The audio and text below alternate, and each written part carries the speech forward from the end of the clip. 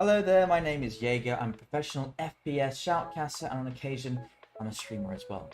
I've been casting since 2016 and when Riot announced Valorant would be coming out, I knew this was the chance for Asian players and Asian talents alike.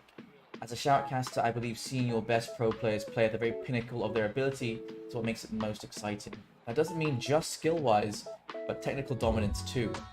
When pro players are showing us their skills, we're not actually getting there 100% because of something called system latency.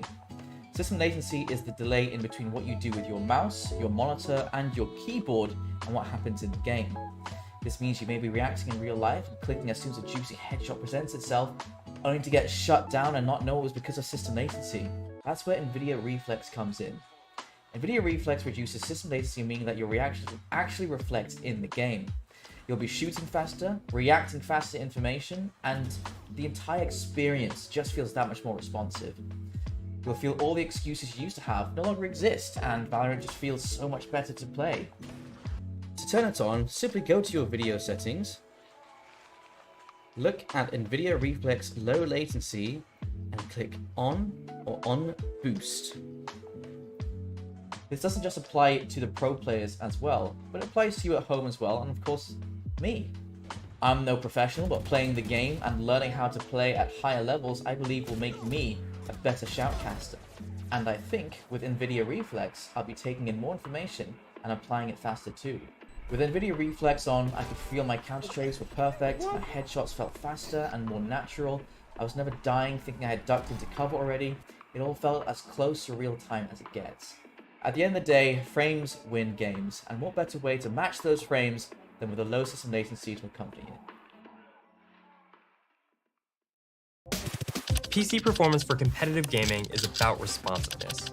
How quickly your display updates after a mouse click or a key press. This is called system latency.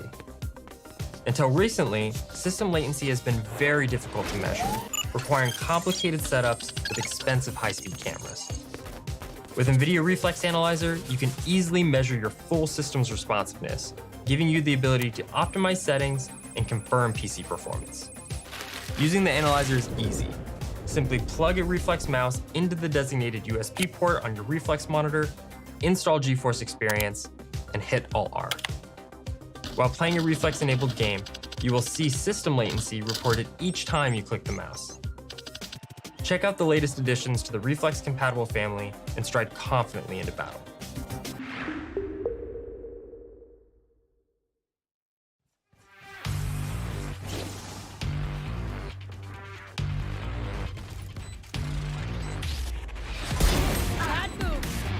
One enemy remaining.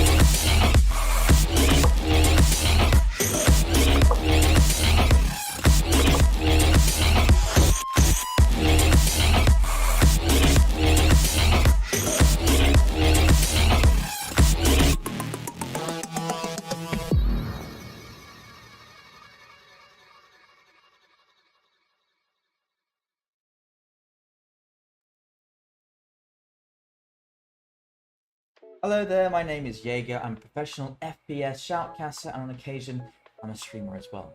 I've been casting since 2016 and when Riot announced Valorant would be coming out, I knew this was the chance for Asian players and Asian talents alike. As a shoutcaster, I believe seeing your best pro players play at the very pinnacle of their ability is what makes it most exciting. That doesn't mean just skill-wise, but technical dominance too. When pro players are showing us their skills, we're not actually getting their 100%. Magandang hapon, Internet, and welcome to the GeForce iCafe Attack Duality pre-show. Lots of Valorant action coming your way this afternoon galing sa mga truly local Valorant squads. So, Duality is a hybrid tournament. So, meron tayo mga competitors from iCafe mismo, from TNC, San Jose del Monte, Bulacan. Shoutout sa inyo. 9 teams ang lalaban mula sa Bulacan, mga hinamon. And kalaban nila, of course, yung mga online team squads. And kalat yan sila sa buong Pilipinas. So, if meron kang team tapos gusto mong sumali, kasama yung squad sa mga kasunod na league, alright? Registration is free of charge. Okay, may mga links tayo sa registration sa mga pages. And PC time lang ang babayaran ninyo dun sa mga iCafe kapag on ground, syempre. Pag online ang napili nyong path sa inyong squad journey sa tournament nila din, of course, wala kayong bayad, alright? So, alright, this is again week 1 qualifier, tomorrow playoffs, okay? Dito sa ating stream, and meron tayong, of course, pag may mga tournament na ganito, meron tayong mga giveaways para sa ating lucky viewers. Right? So mamaya flash natin sa screen yan. Yung mga shoutcasters natin, sasabihin din kung paano manalo. Alright? Ng mga giveaways mula sa ating mga sponsors for this afternoon, mga partners to make this event happen. Nakalimutan ko magpakilala. O nga pala si Hero at kasama ko, syempre ang ating resident Valorant expert from Fulcrum Esports. Kasama natin yan sa mga tournaments natin. Nandito si Sir Christian, aka Fluffy. Magandang hapon, Sir Fluffs. Magandang hapon everyone. Just a phone in ulit, kaka-update lang sa akin ng ating contact sa TNC SJDM. Shoutout to Sir Christian din, katukayo. So we have 16 teams na nandun. So right now, they have 9 teams na nandun na with the rest of the teams coming in. So, puno tayo doon. And then we have online teams. Mamaya, di-discuss natin kung sino. And then we have our first featured match mamaya. Yun nga pala, we have also one more special guest. So, a very special guest from our team Horus. Nandiyan po si Sir Martin. Nasa baba po siya ni Sir Hero. So yes, Sir Fluffy and Sir Hero, thank you for having me in this event, and also sa mga watchers natin, and also mga live viewers, and also yung mga sumali sa tournament natin. So thank you for having Horus here on your event. Syempre, so, sir. Thank you rin sa sir, pag-partner. Thank you, sir, din sa pag-partner, of course, sa NVIDIA GeForce for making this event possible, and sa mga nasa likod dyan, yung mga nasa Team PC Express natin, nanonood sila ngayon. Sir Jess, shout out. Hindi ka makaka-join sa atin ngayon dito sa ating pre-show. Yes, but syempre busy, hustler yan si Sir Jess eh. You know, always hustling. So, priorities. But anyway, Sir Martin, ito muna tayo. What's new with Gigabyte? Could you tell us about yung mga, chismis ba yan? Or yung mga bago nyong nilabas for, mga viewers natin dito sa Duality? Yes. As of now, actually, to support para ma-highlight din also yung ating products, we are now having a special promotion with PC Express. So, nakikita nyo, this being partner with PC Express, we have special bundles sa mga ating mga video cards, then also adjusted with a very competitive price. By the way, the price is only limited edition, limited time lang yan So after the event or after the tournament, baka babalik na sa normal pricing yung mga video card natin. So during this season ng ating Duality Tournament, much better is you start checking mga malapit na retail stores ng PC Express sa area nyo to get those video cards sa mga ating mga pro. You can see on the screen, so ayan yung mga nag-drop price natin. So we have Yung mga PC builds din also, meron naman din dyan for PC Express. Then, adjusted din siya din for the GPU sale promo na. Yan, sir. Sir, Then, in terms of yung mga napakadaming mga items galing sa Gigabyte and with partnership with PC Express yung mga naka-sale ngayon. How about sir yung mga bago niyong nilabas na mga features?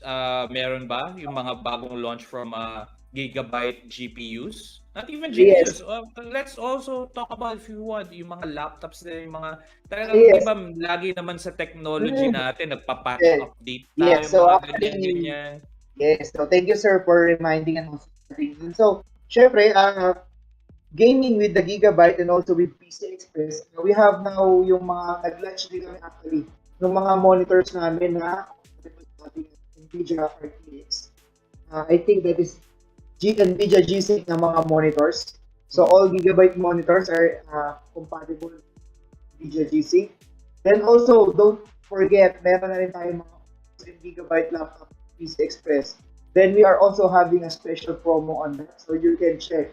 So I think ang pinaka-ano nga yata nga is meron silang 1660 and also the 3050 and also 3050 Ti mga laptop. So I think it's an 11 Gen 30 RTX 3050 laptop, which is a very competitive pricing. And also, syempre, if you're playing Valorant, you can play Valorant using those laptops. Even kahit saan ka maglaro, basta maganda ang internet mo, you can play with those laptops. So, yeah. Yeah, So, kasi yan, maganda yung nag-showing thing, ngayon. yes. Mga Yes. mga laptops natin ngayon talagang humahabol na sa Grabe. mga high level, high specs na mga games. Pwede na. I mean, personally me, kaya I'm not a rig guy. Laptop guy ako. Gusto ko yung laptop ko talaga is beefy, kaya maglaro, kaya nga yung Valorant. Well, minsan nagva-Valorant ako. Pero Yes. wala lang sa unrated. By And the way, yung mga Mukhang kailangan ko na ako mag-update ng laptop Really, Oh, very sir. enticing. Ang kailangan na. Kailangan. Check out yung mga Gigabyte, yung mga 30 series ngayon. Kayang mag-run ng Diba? Valorant I yun. think I have to add on din pala. Isa pa advantage ng Gigabyte laptop na to is, I think running na agad yung ganyang price in gig of RAMs. So I think pwede ka yata mag-stream and also play at the same time. Yeah. Kasi medyo tumaas na yung memory mo. So, yun. Nice. Sir, ano yung nabanggit mo kanina, yung G-Sync na compatibility? For the viewers pala dyan, Yes. nagtataka kung ano yung G-Sync. It's a technology sa monitors na Yes. meaning yung kino-communicate, diba merong ang NVIDIA GeForce video card. Kung yung monitor mo may G-Sync, ibig sabihin mas optimized yung communication nila kaysa mga non-G-Sync monitor. Kumbaga, syempre, pares yan eh. Yung mga sinabi mo, sir, ng mga monitors na G-Sync, available na ba yan dito or Yes. or ano pa lang siya? Yeah, go Yes, ahead. actually, sir, currently available na rin siya sa PC Express. Then also, if you're gaming in the laptop also, actually, based on my experience, nakapag G-Sync din ako ng monitor ng laptop to the normal monitor. So, compatible natin G-Sync for the desktop and also, I think the 3050 yata support niya ng laptop. Tama ba? Supported ba ng 3050 laptop yung G-Sync? Lumalabas siya pag sync mo sa monitor. Na ano ba yan sa Hero? Yeah, if meron kang G-Sync, right? I mean, if meron mga laptops din na G-Sync compatible. I don't know if do you have those laptops or no G-Sync compatible na ba sila? Yes, actually based on my experience, may tinest ako. Nagulat nga ako lumabas pati pala sa laptop. Even you're playing the laptop, then you have the G-Sync monitor. So either laptop or desktop na video card, basta G-Sync monitor gamit mo, pwede siya. So by the way, ang G-Sync is actually it's syncing your game interface niya para iwas ka ng frame rate, iwas yung screen tethering yan, accurate yung ating performance sa monitor and also the speed. So iba pa yan kasi meron pa 144 Hz kasi minsan even though you're using a 144 Hz o 165 Hz pero pag hindi siya nakasync, minsan may time talaga na sumasablay pa rin yung speed. Kaya much better is naka-enable yung G-Sync. Yeah, yan. and on top of the G-Sync technology, ang G-Sync and NVIDIA video cards, yung mga ano, is compatible din. Kasi yan yung sa mga ecosystem na built for esports, yung optimization that we call the NVIDIA Reflex Suite. So may Yes. mga games na NVIDIA Reflex compatible, meaning pag meron kang G-Sync monitor na NVIDIA Reflex compatible, yung video card mo, if it's over a 900 series video card, it's NVIDIA Reflex compatible, may option ganon. And if you also got NVIDIA Reflex mice, so yung mice mo optimize, yung monitor mo optimize, yung video card mo optimize, and then i-turn on mo lang yun sa game like Valorant. If you go into the settings and then nandun yung may on plus boost, then ano na yon, ibig sabihin yung milliseconds na na-shave mo from your, kasi nagko-communicate yung mice and video card and monitor, lahat yan para i-render sa'yo yung game. So, yeah, it definitely shaves off some very valuable milliseconds para maibigay sa'yo yung frames na kailangan para syempre meron kang peaker's advantage na tinatawag, meron kang mga anti-ghosting effects. Of course, pag mas maraming frames yung kayang i-render ng computer mo, kakaroon ka ng competitive edge over those na, you know, yun nga yung nabanggit ni Sir Martin kanina na Yes. nagkakaroon ng input lag or system latency na tinatawag over dun sa network lag pa. So kapag ganito, may mga tournaments na ganito tapos medyo malaki-laki yung pinaglalabanan din na prize pool. Well, our tournament is, you know, consider naman na this is amateur to pro mature. Meron ba ganun? Pros at amateur na naghahalo. Semi-pro. Pero pro-mature. I will trademark that. Pro-mature. Pro-mature. Mga pros na napupunta sa amateur tournament. Well, yeah. Yeah, kasi we have a pro team. Nabanggit mo kanina, Sir Fluffy, di ba? Sino? I-reveal na natin sa mga nanonood ng Duality kung sino ang pro team na kasama natin ngayon na medyo kailangan natin tutukan. Pakita na natin yung bracket. So, online bracket muna, papakita natin. So, this is, I think lang kay direct. Post lang natin yung ating, Gameplay bracket. Yan, Replay yan. Ito yung sabi ni Sir Hero na, Peaker's advantage. Marami nagsasabing hindi totoo, pero believe you me, totoo. So, ang pro dito, ang mga kilala natin, syempre, yung unang-una yung nasa baba. Bren Esports. Bren Esports. Pro yan. Diba? Ang kilala pa natin dito is Outplay ang Pricing is another pro team na nandito. Astra Luna is another pro team. Nandiyan din ang Meteor Maker. So, then the rest, I think, are semi-pro teams. They are qualifying and they're competing for VCT. Pero, siguro hindi pa sila wala pa sila sa level na sila na yung naglalaro sa national group games. So, they do play in VCT. So, these are, meron din po dyan yung mga staples sa natin na sumasali palagi sa atin all the way to the previous series that we had. Nandyan ang DE Reapers, nandyan ang Demon Dogs, at nandyan yung Meteor Maker Pegasus. So, and then Sanguinine Rebels. So, nandyan po yung mga, hindi natin masabing pro, hindi rin natin masabing amateur, pro-mature. Pro-mature? Yes. Pro-mature. Sa chat, diba? yes, mga pro-matures. Pro-matures tournament. So, ito yung online. So, we move to our on-site. So, ang on-site tournament natin, kagaya ng sinabi ko, is sa SJDM. So, here we have 15 teams. So, these are, I think, these are majority amateur teams. So, from these amateur teams, hindi natin masabi kung sino yung pwedeng ma-discover tsaka magkaroon ng sponsorship. If you remember, Sir Hero, dati ang Naos, all the way December, nag-champion sila sa atin, hindi pa Naos yung pangalan nila. Then they were picked up by an organization.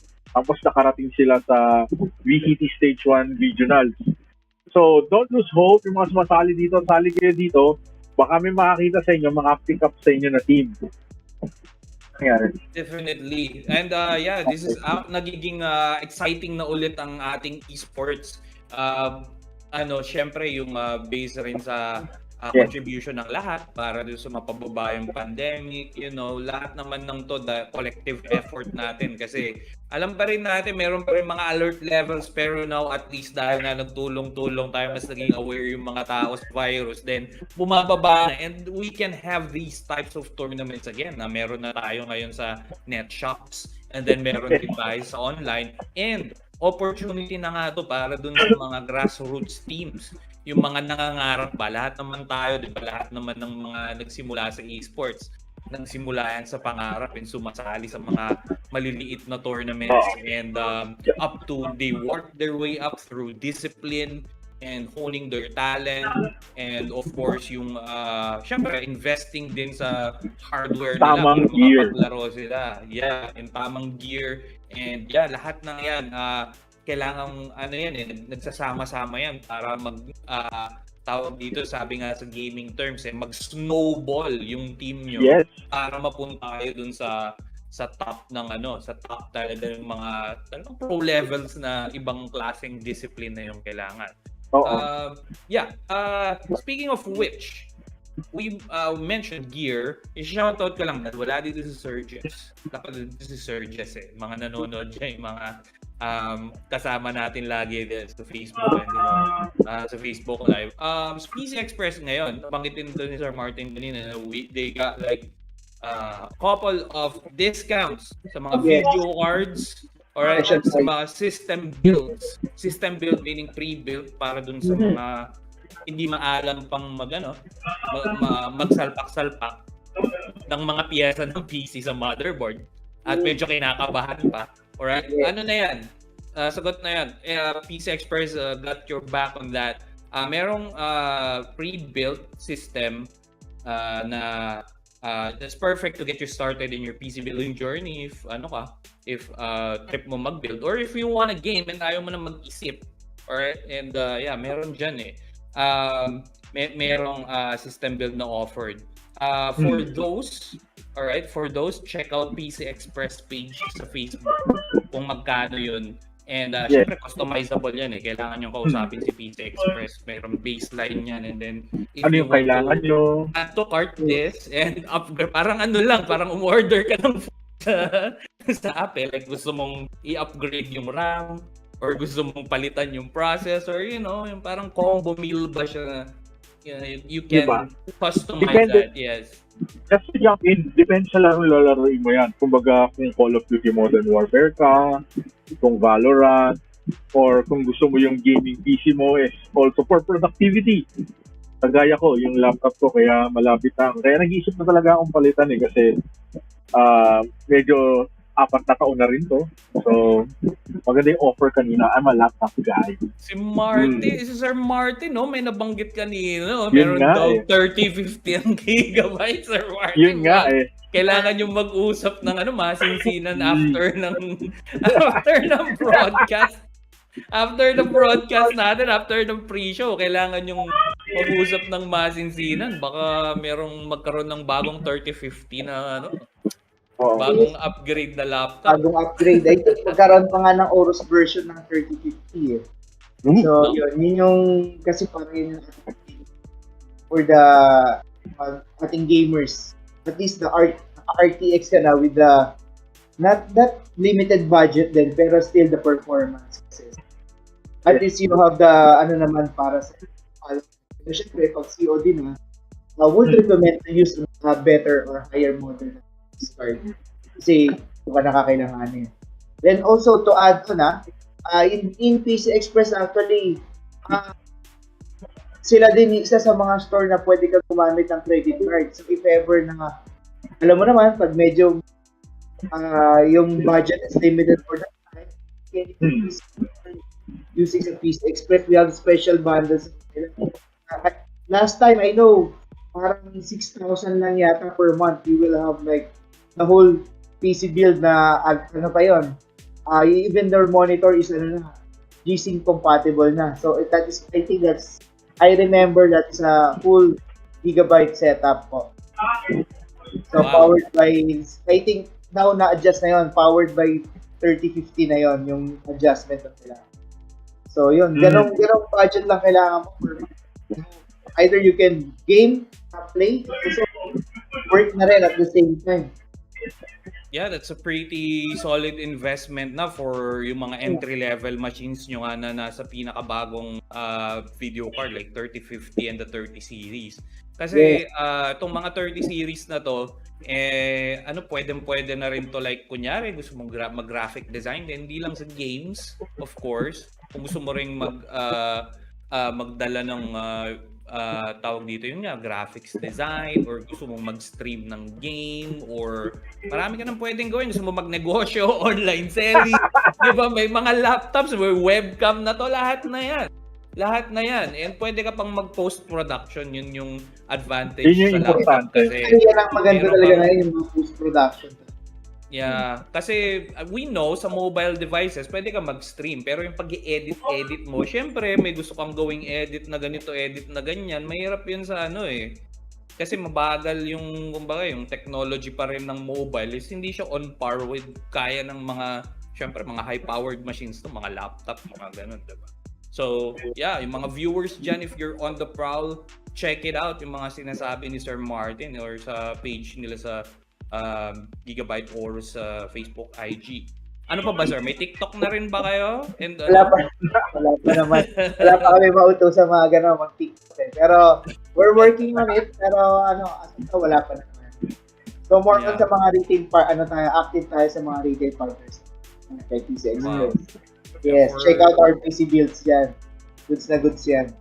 For support din, no? Open naman yung page nyo sa FB tsaka IG for, comment kayo doon if ever, and yung mga support team ng Gigabyte will cater to your inquiries. Oh, pahabol pala. Mention yung laptop kanina yung system build.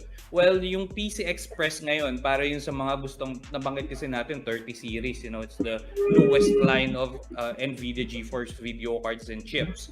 Well, kung gusto mo naman and you're really going for an entry-level type of thing, and meron ka ng existing rig, medyo luma na, and then gusto upgrade ng video card, eto ngayon, tapat na po yung mga presyo. Sa PC Express, dear viewers, merong sale ngayon ng Gigabyte GeForce 1660 Super at 1660 Ti series. Alright? Hindi wala tong RTX cores, walang DLSS cores, but yung yung core processor niya, which is yung streaming multiprocessor na tinatawag, is the same with the current generation. So what is it? Ito yung sale. Sa GeForce 1660 Super, alright, ang original price niya is 24,550. The price is down to 15,750 pesos. It's like 10,000, 9,000 pesos. 9 grand. 9 grand discount. Alright. 9 grand. It's now safe to upgrade your computer, lalo na yung mga nag-aabang, right? So that's for mga abangers. Abangers. And limited quantities to. So talagang kailangan nyo nang ikapagat to para makapag-upgrade na kayo ng PC. Alright? And mas mag-i-improve pa yung mga Valorant Valorant games, and makakapaglaro kayo ng much higher setting. That's for 1660 Super. Now, the higher version of that, which is the 1660 Ti or Ti or Titanium Edition, alright, it's a Gigabyte GeForce 1660 Ti. Original price niya is 27,500. It's down to 16,007. Let me review. 16,750 pesos. Available sa hindi na kasi yung 11 grand. So 10 lang sa lirik ko. Ito 11 grand. So available yan, dear viewers, sa Laz Mall. Hanapin nyo lang, alright, yung legit na shop. Usong online shopping, especially nung nagkaroon talaga ng kasagsagan ng pandemic, very convenient. Pero mag-ingat tayo, alright? Pag bumibili tayo sa mga nagsisilabasan na rin yung mga bogus shops. Okay? So, para makapag-shop ka with confidence, then check out mo yung NVIDIA flagship store. Meron doon. Alright? Search mo lang sa Lazada, And you can be assured na lahat ng mga gigabyte GPUs na bibilin mo is genuine and may after sales. Kasi yung iba walang after sales yan. Diba? Kasi mga bogus shops yan. Pag nasira in a week, walang replacement. Pag nasira within a month, walang repair. So, mahirap na yan. So, search mo na lang, dear viewer, pagdating sa Lazada and sa Shopee rin isa. Well, Lazada, and the GeForce flagship store. So, yun yung mga promos na yun. So, grab one out, tapiin mo, nakalapitin mo na si mommy at daddy. Kung wala ka pang job at hindi mo kailangan sa school. So, you can do your projects faster with the rendering, faster render times, and so a PC that's upgraded. So, yeah, that's it. And ano pa ba? I think we got it all down for PC Express and Gigabyte. Before we proceed sa ating fearless predictions, nakita na natin yung bracket kanina. Sir Martin from Gigabyte, any final words before pumunta tayo sa ating fearless predictions? Kasi umiinit na yung labanan. Nag-start na yung sa net shops tsaka yung mga online competitors natin. So, yeah, any shoutouts or final words from Team Gigabyte Horus? And so I think I will just thank you na din sa pagsali. And also, nakita ko nga yung kanina ating mga lineup, medyo may talunin niyo yung mga pro. Masasabi ko. Galing nga talunin niyo. Pakita niyo talaga. Especially yung mga bagong mga highlight players. Pakita niyo lang na kaya niyo talaga mag-complete. Kasi syempre, mas maganda pa rin yung marami tayong mga players na can compete with the pro level pa rin. So ito nga, syempre, this platform also, you can see or you can experience kung paano ang mga laruan ng pro. Minsan, actually iba matatakot, pero iba dapat ma-challenge ka. Kasi isipin nyo, pag natalo nyo yan, so ibig sabihin, your gaming skills na is really improving na. So yun. So don't miss out yung ganyang opportunity na chance to play with the pros. Sa akin, yun yung pinaka-ano ko dyan eh. Huwag kayong matakot. Laban talaga. Kasi kung natalo niyan, lupit kayo. Parang bragging rights na rin yun pag natalo sila sa kanilang game. So, yun. So, yun lang naman, sir. So, thank you sa mga ating mga sumali sa tournament, also sa mga viewers. Then, ako, siguro, thank you din, Sir Hero and Sir Fluffy for having me in this tournament po. Add ko lang. Sir. Add ko lang, Sir Hero. Tagahanap ako ng Soba May, baka makakita ako sa inyo. Okay. So, kailangan ng galingan dito ng mga Soba Memes dyan. Mga nakikinig, mga hindi rin nasali. Over, no? Oo, baka. Nako, na sinabi na, galing yun. Yun, ibig sabihin, hindi TS yan. hindi Tokis yan, hindi Tokis. Alright, narinig nyo. Nanggaling yan, straight from the Fulcrum Esports. So, so with that, sir, let's go to our fearless prediction. I-pull up natin yung bracket natin online. For fun lang. Online. Yeah, for fun lang online. Mga viewers natin dyan din, kung meron kayong tulungan nyo kami sino, alright, ang makikita natin tomorrow because today ito yung qualifiers natin. Tomorrow, it's gonna be the playoffs, alright, and the championships para sa ating grand prize for tomorrow. Sir Fluffy, magkano makukuha ng ating teams for tomorrow? So, meron tayong 20,000 pesos total prize pool. So, 13,000 will go to the winners and then 17,000 will go to the runners-up. So, meron tayong bagong twist since we are the very first. Tayo lang ang very first na nagkaroon ng hybrid tournament setup, kaya nga Duality yung title natin. That means meron tayong kalahati which is online and kalahati which is on-site, which is a totally new, different concept. And then since we're getting out of the pandemic stage, so naisip natin itong concept na to. So, meron tayong magiging on-site winner which will decide tomorrow, and magkaroon tayo ng online winner which also be decided tomorrow. Then from there, magkakaroon tayo ng head-to-head battle to see which our grand winner will be. So, kung sino yung manalo doon, they have sure money na sa semis natin tomorrow kasi we'll decide online winner and offline winner. Then, yun magiging overall champion natin. Fearless forecast kung sino makikita Talagang bukas. mas naging tawag dito, mas tumaas yung chance mo to win kasi magkaka-sure money ka na agad, 'di ba? But you have to play your best kasi nga pag on-site kasi merong challenges 'di ba? Pag on-site, pupunta ka kasama yung mga tropa mo, merong kasi yun 'di ba? Parang merong tawag dito synergy. May synergy yung team nyo pag sama-sama kayo naglalaro sa isang location Maybe factor yun. Pero sa online din, syempre, since matagal na rin kayong naglalaro ng sabay-sabay, merong mga teams din na sanay sila na online lang yung communication nila pero they do it effectively and they win matches. And then champions nun pareho, magkakaalaman na bukas.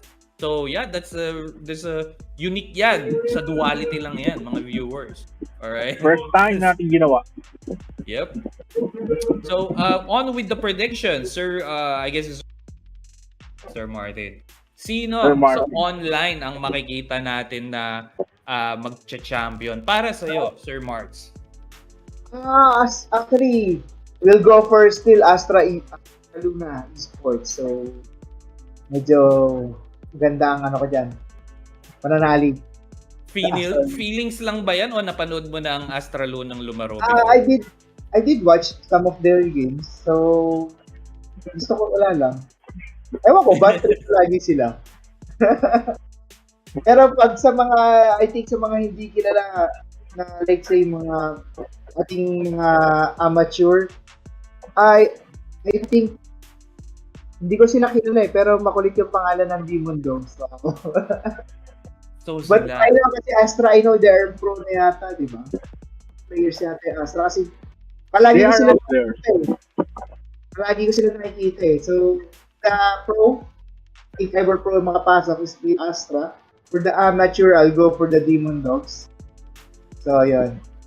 Ano ba yung on-site? Could we flash the on-site? Nandun yung on-site This is the online, dear viewers, sa Duality. Asan yung on-site natin? On-site naman tayo. On-site. There we go. Sa on-site, Sir Martin, we got Demon Dogs and Astra Luna for yung online champs mo. How about sa on-site? Ito yung roster natin. Sino ang tingin mo sa mga ito yung papasok sa championships? Siguro wala akong makita sa kanila kasi wala akong kilala. Wala akong ito kasi dito natin makikita yung mga talent. May mga names ako hindi mabanggit Meron mga dito mga brands na pangalan. Yung nasa baba ayoko sabihin mga nasa baba sabihin. Pero sa akin dito, I'm assuming ko sino has the momentum going into tomorrow. O sino yung maganda yun pinapakita sa first matches nila. I will definitely get an update kung ano yung mangyayari dito. And then hopefully tuloy-tuloy na tayo. Okay. That's a fair assessment. Well, for me, TNC tayo, partner natin sa TNC. So I'm gonna go with TNC sa ating on-site championships. So TNC patunayan nyo. TNC nice guy. TNC nice guy. Home court advantage yan. So online, well, let's go with Bren. I will go with Bren. Feeling ko lang, ang lakas nila, feeling ko lang, alright, they will show their, they will stake their claim and show their, syempre, show their strength. Kasi hindi na mag-hold back yan I think kaya sumali si Bren dito rin is to show and remind us na, hey, alright, we know, alam natin yung story, nagbago yung roster, etc. But the organization itself is like saying na, hey, we're still here. Alright, we're still a team, we're still an organization to, parang not be taken lightly pagdating sa Valorant. And we are, sabihin na natin, we gatekeep, but justified gatekeeping. Alright, kasi talagang, tournament to, walang no mercy. No mercy talaga dito. Kailangan yun yung paraan para ma-establish pa rin nila na, hey, we're one of the top dogs still in Valorant in the Valorant scene in the Philippines. So yeah, how about you? Pupunta ako sa audience natin, yung mga nandyan sa chat room. Simulcast tayo ngayon. Nasa Facebook tayo. We also got Twitch, right, Sir Fluffs? Yes, sir. We have Twitch, Fulcrum Esports at Twitch, and also Fulcrum Esports on YouTube. So, kung saan nyo gusto, whichever platform you want, you can watch us there. Yeah, but for the chat, nasa Facebook kami lahat. All right, so we will also be watching. So we'll be chatting sa Facebook. Yeah, so that's it. But here's the question: magkakatotoo kaya yung mga predictions natin? Or will we be pleasantly surprised tomorrow kung sino yung magcha-champion? Maybe. All right, and to know that, all right, we will be heading over sa ating tournament proper. We will be finally watching, all right, Valorant matches together with our shoutcasters for this afternoon, Jaeger and Mochi. So dear viewer, don't touch anything. This is the end of the Duality free show for now, all right? And we'll see you tomorrow at the same time. Dito lang sa mga kung saan ka man nanonood ngayon, all right? Bye for now, not forever, and enjoy the Valorant matches. Good luck, have fun sa lahat ng teams. Bye for now, guys. Bye for See you now. tomorrow. See you tomorrow. Guys. Enjoy. Enjoy. Hello there, my name is Jaeger. I'm a professional FPS shoutcaster and on occasion, I'm a streamer as well. I've been casting since 2016, and when Riot announced Valorant would be coming out, I knew this was the chance for Asian players and Asian talents alike. As a shoutcaster, I believe seeing your best pro players play at the very pinnacle of their ability is what makes it most exciting. That doesn't mean just skill-wise, but technical dominance too. When pro players are showing us their skills, we're not actually getting there 100% because of something called system latency. System latency is the delay in between what you do with your mouse, your monitor, and your keyboard and what happens in the game. This means you may be reacting in real life and clicking as soon as a juicy headshot presents itself, only to get shut down and not know it was because of system latency. That's where NVIDIA Reflex comes in. NVIDIA Reflex reduces system latency, meaning that your reactions actually reflect in the game. You'll be shooting faster, reacting faster to information, and the entire experience just feels that much more responsive. You'll feel all the excuses you used to have no longer exist, and Valorant just feels so much better to play. To turn it on, simply go to your video settings, look at NVIDIA Reflex Low Latency, and click On or On Boost. This doesn't just apply to the pro players as well, but it applies to you at home as well, and of course, me. I'm no professional, but playing the game and learning how to play at higher levels, I believe will make me a better shoutcaster. And I think with NVIDIA Reflex, I'll be taking in more information and applying it faster too. With NVIDIA Reflex on, I could feel my counter trades were perfect, my headshots felt faster and more natural, I was never dying thinking I had ducked into cover already, it all felt as close to real time as it gets. At the end of the day, frames win games, and what better way to match those frames than with a low system latency to accompany it. PC performance for competitive gaming. Welcome, ladies and gentlemen, to Duality. That's right, sponsored by Rapu and NVIDIA, PC Express, and TNC. My name is Jaeger. I'm joined by Mochi for the first time ever. No, I'm just kidding.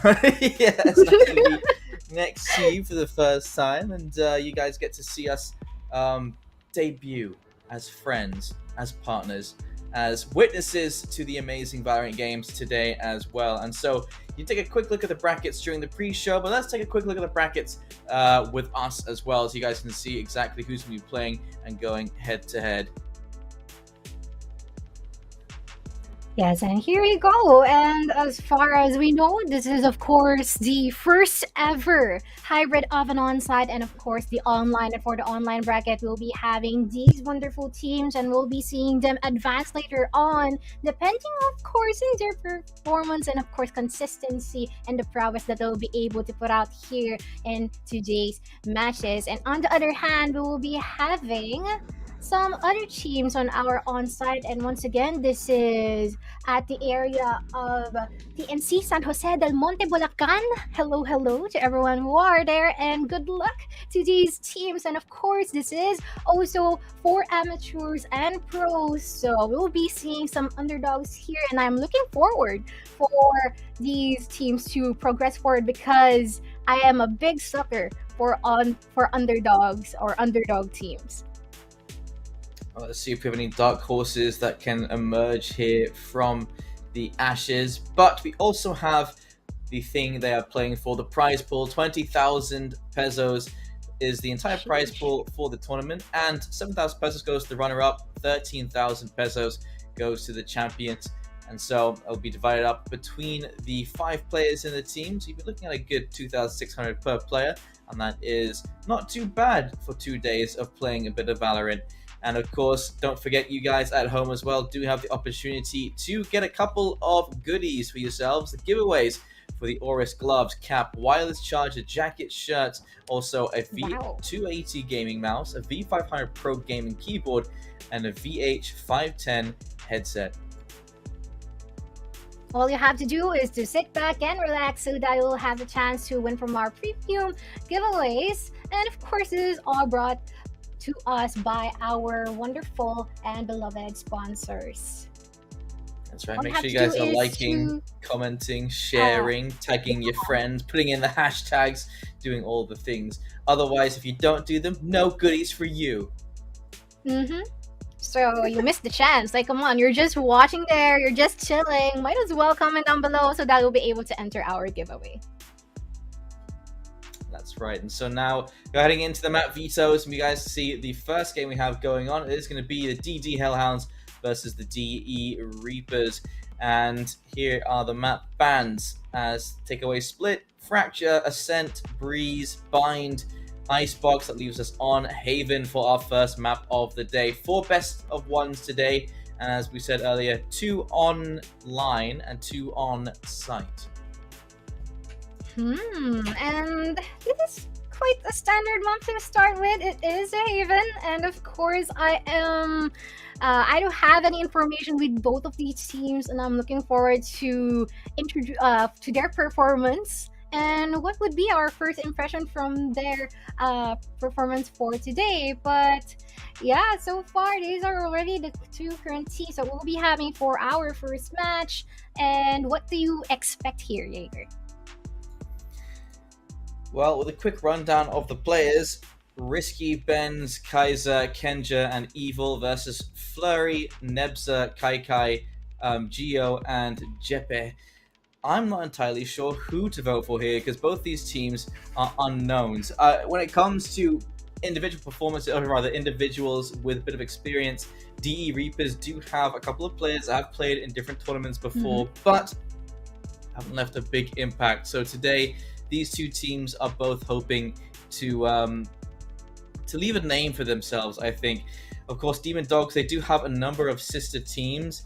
If you want to run through them, it is Demon Dogs, Inferno, Hellhounds, El Diablos, and G's. G's is probably the best team, but Hellhounds still one of their 5 teams, so you can expect a good performance to come out from them if they do practice with their fellow sister teams as well. Otherwise, you would be relying on the experience coming in from the players from DE Reapers. But we are going to Haven. It's a big map. It's 3 sites. We've seen some very strong defender sides, depending on whether they're good at retakes or not. And we've had some very difficult games to close out on the attacker science. All remains to be seen. And normally we get these tournaments, normally we start things off very, very close. And towards the end of the day, it becomes a little bit more one-sided. Perhaps we'll get the opposite of that today. Maybe we get some 13-1s, 13-2s heading into the closer games towards the end of the day. But as soon as these players are ready to go, these teams ready to go, we'll be ready to go. Of course, and in the Haven map, we are already expecting some defaults here. It is always a plan for longs, and as well as the fact that it is pretty big on rushes, and of course the aggression, considering that this map is pretty balanced as well. But this May time wind guide around, your blades, we are Hawk. already having this lineup Think from you can the keep side up? of Demon Dogs, Hellhounds, and we currently have a really great lineup. Actually, Astra, despite of being nerfed, I don't think that she's nerfed at all. Just May wind guide your decreasing in blades. terms of numbers of stars, but still sufficient as a controller, and of course maximization of the pickup potential from the chamber and as well as the jet. We will be having as well as 2 or double setup of initiators, and on the other hand, we will be witnessing one of our new agents, of course the Fade, which is largely being used right now because of how great of information, of course, the decays from the skills that the Fade can give. And yeah, I'm really looking forward. I guess we'll be diving right into the land of Haven once again, and let's still try to go some pickups here at the new area first. Where are you? Starting things off with a Fade. Always good to see when it comes to big maps like this. The amount of information you can get off that Fade is very important. And yeah, DE Reapers are playing with a bit of an updated kit here, having in the chamber as well as their Sentinel. Always good to have on these big maps because you can rotate around very quickly. You can catch out those flanks as well. And Jet's pushed all the way out here for DD Hellhounds. He's sitting just outside of A main, risky, taking a little bit of a risky peek as well. But here is Flurry for that very reason, but still gets shut down. That's a little bit unfortunate, but perhaps the Spike wants to go down the C site as JP managed to find the first kill for DE Reapers. And so far, it is all equalized in Spike terms planted. of numbers here, and that's already the spike being commenced at the C site. So far, they tried to go for a retake, wherein there'll be 2 members here from long, and this is actually really ideal because they can go for a sanctioning stance, but so far it's already some shots actually connecting to one another, going for risky, being able to pull up a 3K, but this is enemy still remaining. 2 members at the back side, and they're trying to go for the buddy systems here, and of course all advantage in turns in their hands, and now JP, Ramon, being able to secure the 3rd frag, securing and ending this first round. It was both of the Jets doing a lot of the work here, but the difference is, of course, Geo on the other side, that Fade getting a double kill as well for the attackers. DD Hellhounds, no one else was able to get the 2 kills between the 4 of them, so both the Jets starting off in the ground running. We will see the Spectres being brought up, and half armor and a Vandal for a JP here. He's going to be using that Vandal to push in towards the A site where they do have 3 players ready to defend, and out comes a little bit of an aftershock as Risky gets a nice little 1-tap onto Flurry to start the round off.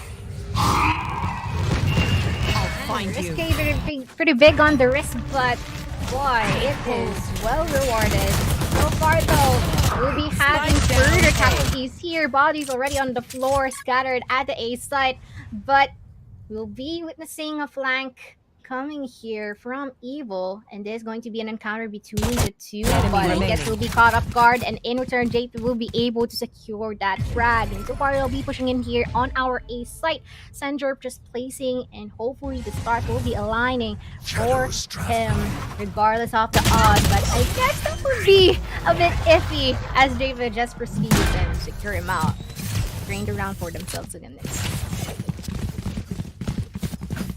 Well played, the Reapers will convert. They do lose a lot of players though, so not the cleanest round. They are going to have to go for a bit of a half buy here just to make sure they have the money going into the round after this. This is just a bonus round. They're allowed to lose this one, and DD Hellhounds, they'll have to gather up as much money as they can. If they lose this particular round, they will be forced onto an eco once again, so it is important that they do well here.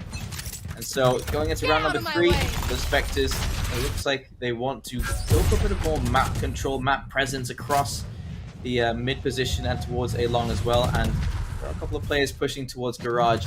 Perhaps their target right now is that B side. might possibly be the B side, but they might actually be entering through the garage first. Though it will be pretty difficult because there are a lot of utilities there. I think they found out that it exists. There's a lot of nanoswarms as well as this sentry blocking the way. So I guess they'll be holding just for a bit, contemplating on where to go. But of course, I just want to point out that Risque has been able to do the bulk of the work for this current time, and I guess it's just 2 rounds. This must be their round for the revenge.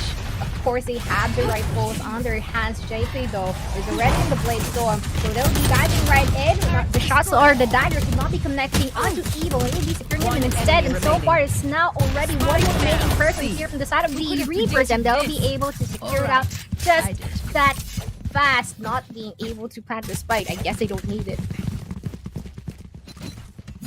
Yeah, a little bit too difficult to get that spike down, but they will have the rifles available for them in this round.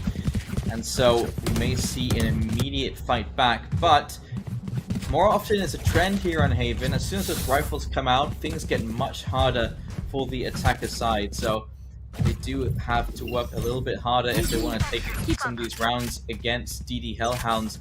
Otherwise, this could be the start of the defender side rolling away with a lead. Away with the lead indeed, but it's just a round, so I guess it will be pretty easy for them to actually go for it, and hopefully they'll be able to advance a couple more or several more if ever they will be having a chance to do so. But this time though, they're just gonna hold, and so far we are seeing really great performance from both of the Jets here, really freeing a lot of space, and as well as some casualties, securing some casualties along the way. But there is already a lot of free fires happening here, some leakage of information, but not entirely enough to actually lead into a gunfight. But so far, we're seeing a really good angle here from Risque, and this might actually be a risk for the side of people, or rather, whoever they'll be deciding. But sadly, it is going to be the detection onto Risque. Will be forced back out, and I guess they'll be committing onto our A site just shortly. Yeah, clearing their corners quickly as they can. Risky. Oh, he tries to peek. He actually falls down and gets shut down as well. Kaiser does manage to find a double kill on the entry, but this defense, they're keeping things close. They're keeping things even. 2 versus 2 now. The spike's going down, and this is going to be a retake. Evil pushes straight through that smoke, hiding in this corner. They could set up a crossfire, but they are just holding their positions for now. And Senja, Evil doesn't want to push by himself. But so far though, both of them are really good stances here. No crossfires at the moment. Utilization of their abilities, and actually good coordination as well. Just using the smoke in order to actually serve as cover. Like going for a retreat here, Evil just taking things slow. So the problem here is if you be spotted out by Geo, and I guess that would be the thing. By Geo, 1-3, still in favor for the side of DE Reapers. A nice attempt there. Tries to position the turret in case there was a flank, but was unaware that he was just on the other side of the box waiting for the tap onto the spike. You do have a small delay between tapping the spike and pulling out your weapon again, and taking full advantage of that. That is going to be DE Reapers taking back the momentum and the gun round and the economy in their favor as well. Heading to the above. And so we are going to see a bit of a eco here from DD Hellhound. They're blind with fear. We will most entirely assume that it will be a favor here for the side of the Reapers, but the thing here is we should not actually underestimate the one-tap ability that their current player is at, but at least this just gives them a lot more space and easier entry here towards the B side. There's already 2 people being secured in a row. DD Hellhound is actually suffering at this instance. Might be a problem for them to actually go for a retake, and I think it is much more preferable if ever those 2 players standing exit frags. But so far, I guess they haven't been able to do the very thing that I'm just mentioning, and in return, they'll be able to end this round with a flawless. But this just means that there is another buy round for the side of DD Hellhound, and hopefully they will be able to compensate in the round that they lost earlier on. Rounds like that, where all you really get to see is players playing individual positions without really trying to formulate a strat. You aren't really going to find any kills when you've got those pistols in hand. The smart thing to do always in those kind of rounds, you want to gather up together, push together, and just ensure that your numbers make up for your lack of weaponry. That generally seems to be the case when you see those rounds where you see 5 players push down A long or whatnot. And so, could have been an attempt. Unfortunately, nothing like that coming in from DD Hellhound, but DE Reapers are starting to pull ahead by a little bit. Risky. You can see where he gets his name, taking a lot of dangerous decisions, pushing all the way down A long with an operator in hand as well. There's only so far away you can dash. He's going to find the first. There is one more player just around this corner. Benz checks it, misses the follow-up shot. It is going to be the Spectre winning out against the operator, and perhaps that chain wants to pick it up, but will not overextend. Instead, will go and rejoin the rest of his teammates with the other 3 players pushing towards mid as well. And so far, no commitments, but perhaps once again, we could be seeing another Garage to see play. And that would just give us the opportunity of not really having the operator. I wonder if their chamber actually picked it up. I guess not. But this time, though, there is going to be an easy plan for their team. And of course, there's a lot of dualities already flying here. And that includes the Hunter Syrian as well as the Lockdown. And really good counter because that just means there's no longer any utilities that can shut down the lockdown that they have placed. And of course, this is a really great opportunity for the side of DD Hellhound to actually go for a retake, considering that the numbers are actually on their side. Now the swarms already activated, actually securing 2 in a row. But so far, Gio Waffle is actually having some difficulty trying to go for a counter. I guess not anymore. And this is going to be a gun save for him.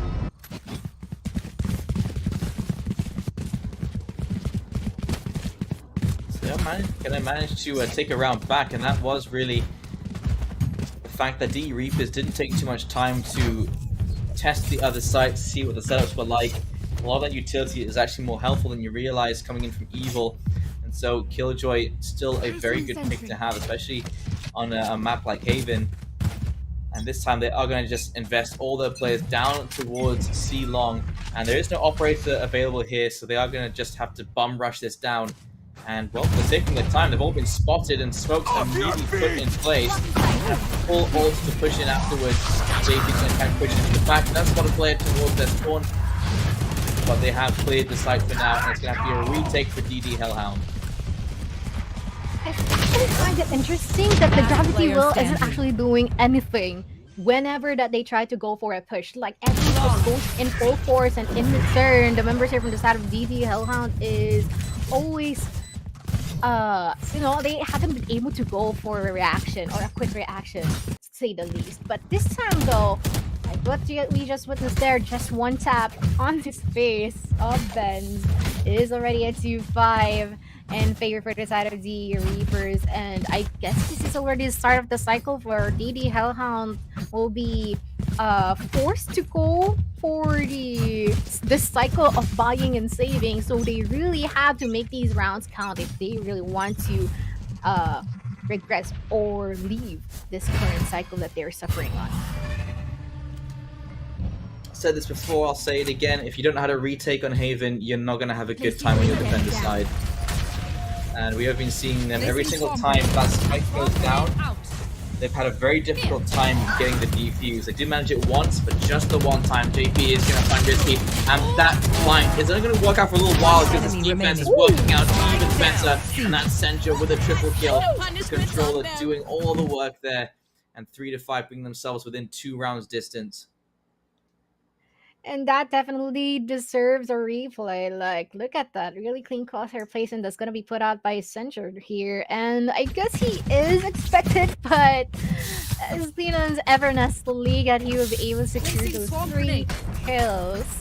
And this time, though, we'll be seeing the appearance of an operator here in the hands of Risky, and hopefully that he'll be well rewarded since he really likes taking the risk. But this time, though, it might actually be a party. It is a sight to see because they might actually go here towards our A site, but they should actually be rethinking this through because, no, never mind. That is actually a really quick 6 turns from the side of the Reapers, and they'll be just creeping into our A site just shortly. There you go, nice shot there from Bent and Kaiser. They're Last trying to player play a little bit standing. more All in my defensively box. with their I'm coming positions, back. but this time, because they hold those positions too tightly, they're going to get shut down from wide peaks. It's going to be the 3 versus 1, and coming all the way from a very long flank. They should know where this Killjoy is coming from. Evil. They make its way down. Kai will smoke off their entrance as well. Actually, not switching to a one-way smoke to peek underneath it, which like we spotted first, straight down will be made, and Kai will secure them another round, 6-3, and it will be another 3-round lead here for DE Reapers. DD Hellhounds, though, only 3 rounds behind. They don't really have a huge amount to invest here. They will buy up 3 rifles and perhaps 2 half buys for the remaining players, Evil and Kaiser, and perhaps some weapons dropped over, but not going to be a perfect buy. They're just going to invest what they can and make sure they can invest in the full buy going into the next round. Yeah, hopefully we'll be seeing some of that here, and hopefully they'll be able to secure the last 3 remaining rounds before the end of this first half, so that they'll be able to go for a full reset to next half. But this time, though, they might be pursuing the seaside, and of course, this is actually a really good stance of really being able to corner our teams here and force them to go for a retake back to their spawn. But so far, Flurry will be able to secure one as well as the other, and these two are actually doing wonders for their teams. They're able to go for great shares of casualties here from the other side, but this time we'll be seeing one from the garage. I don't think that it is actually able to go at that position. Yep, but so far though, I guess just in a landslide, DE Reapers would still be hailed victorious this time. Every one of these C-site takes have been really good for the DE Reapers. As soon as they take the site, DD Hellhounds have had a very, very difficult time trying to get back in. And so far, we are seeing a bit of an underwhelming performance as well coming in from Benz. Risky's actually slowed down as well. And the rest of his team is starting to catch up. Evil and Senja have been putting up some pretty good defenses. But really, the only time they've been winning these fights when they're in different positions, off angles when the entry comes in. And if DE Reapers aren't using utility, then it's much easier for the defense. But every single time we have seen them use these flashes, these concussions, they've had a very difficult time of challenging them with these peaks. A bit of a whiff. Risky, lucky to be alive for now. Blocking vision. A lot of free fires here, and they'll be relocating themselves, just holding their specific positions here at the window. And we'll be seeing someone creeping here at our cement area by the long.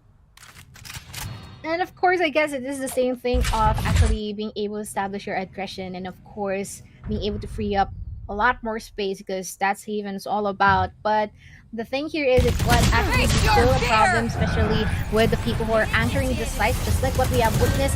But so far, there's already a retake here on the side of the Reapers, and there's already a lot of commitment of utilities happening, and that is already a spy being commenced here at the B side. And so far, DD Hellhound will attempt to go for a retake here, but once again, fairly difficult considering this is planted for open, and there is even a smoke to prevent them from actually going for some fake diffuses or fake.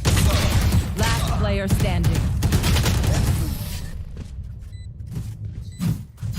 Definitive shutdown there by Geo is going to put them up to 8, Last and now round for the before final the round, they could find themselves sitting in the 3-9 curse.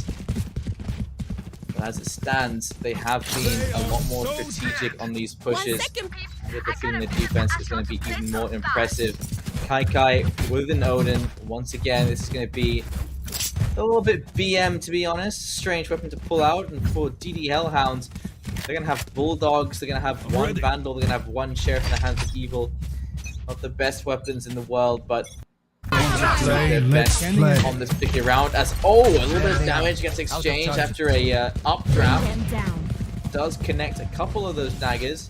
Gonna have to push a little further though, and those daggers may just run out on the offensive as well, as Nebza readies out on these flashes.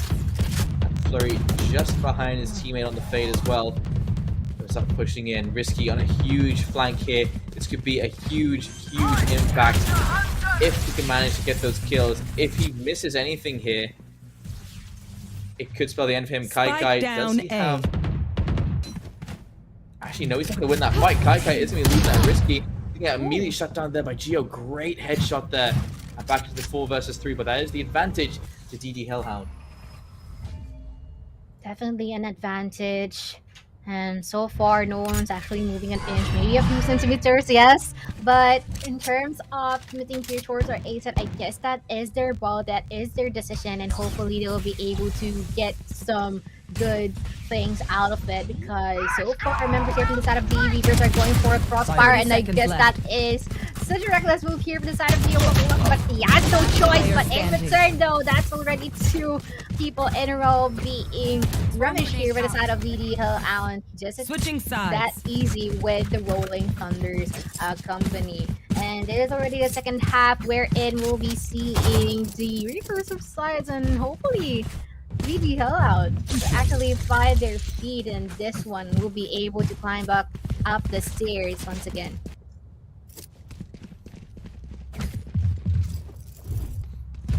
Right is there. Probably the best result DD Hellhounds could have gotten up to this point. We'll be happy with that, but let's see who has a better defender side, who has a better attacker side. That frenzy in the hands of Risky, I feel, could pose a bit of a problem. In the hands of Evil as well, they did have a pretty convincing pistol round. The utility being sent out towards A long was just the chamber sitting in the sewers. Going to teleport out, and that is going to be a bit of an indicator. But if this spike drops right now in the hands of Evil, no, never mind. It's actually over in the hands of the Sova here, so they have taken the A side. It's going to have to be a full retake here from D Reapers. Every single member still alive. Flurry, do they check this corner?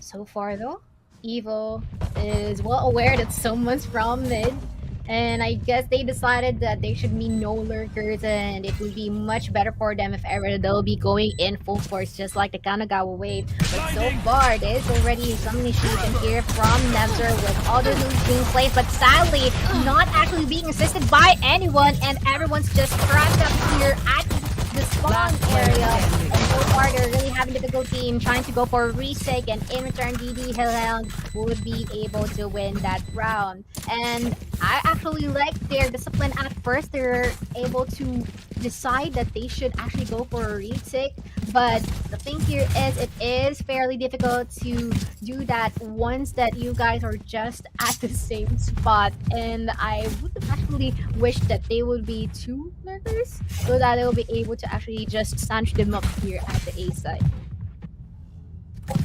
Sandwiching always a good idea when it comes to defending. Flash out. So a little bit more of that great flash. It connects to a lot of players, but unfortunately they couldn't actually capitalize on it. So a little bit unfortunate, but it's going to work out for DE Reapers for now.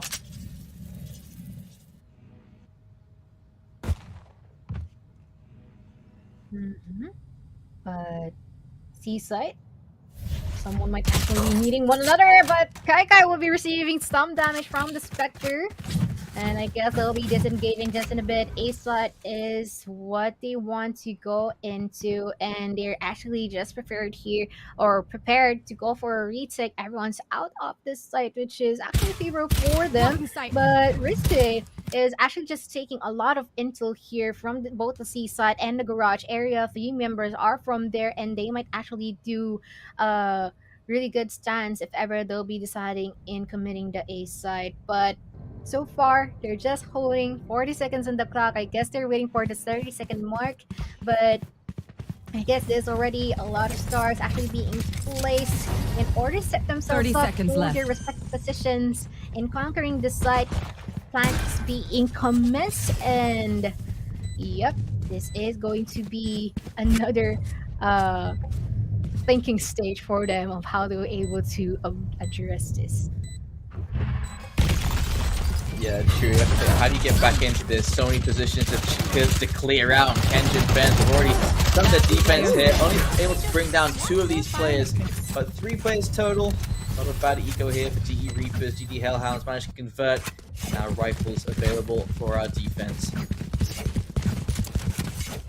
Yeah, and I actually saw that they tried to adjust it. Like, some of the members here are from the heaven, but I guess it was still insufficient because, of course, the advantage in terms of firepower at the side of the Hellhound, and now they managed to narrow it down to 2 more rounds that they had to catch up into before equalizing everything. And of course, this just means that this is a chance for the side for DE Reapers to go for a revenge arc and snatch back away the momentum that they had from earlier half. But this time, though, it is going to be a potential B-side commitment, and of course, there might be a lot of audio cues that's coming from the garage area, and they're really, or rather the grass area, and they're really well aware about it. So I guess they'll be waiting for them to do and prep up themselves in pursuing it. And couple of shots being made. Risky waiting to push in with his teammates towards this B site. They do have an alarm bot, or rather, they do have Chambers trademark waiting in case someone crosses the threshold. JP sitting in sewer as well. And, oh, spotted there. Oh, that's going to be a bit of a dink, but it doesn't do too much damage somehow. Lucky to be alive. definitely lucky to be alive, but I guess it's just a Spectre, so it 30 is not seconds that left. much. If that's a Vandal, then that's going to be pretty lethal for that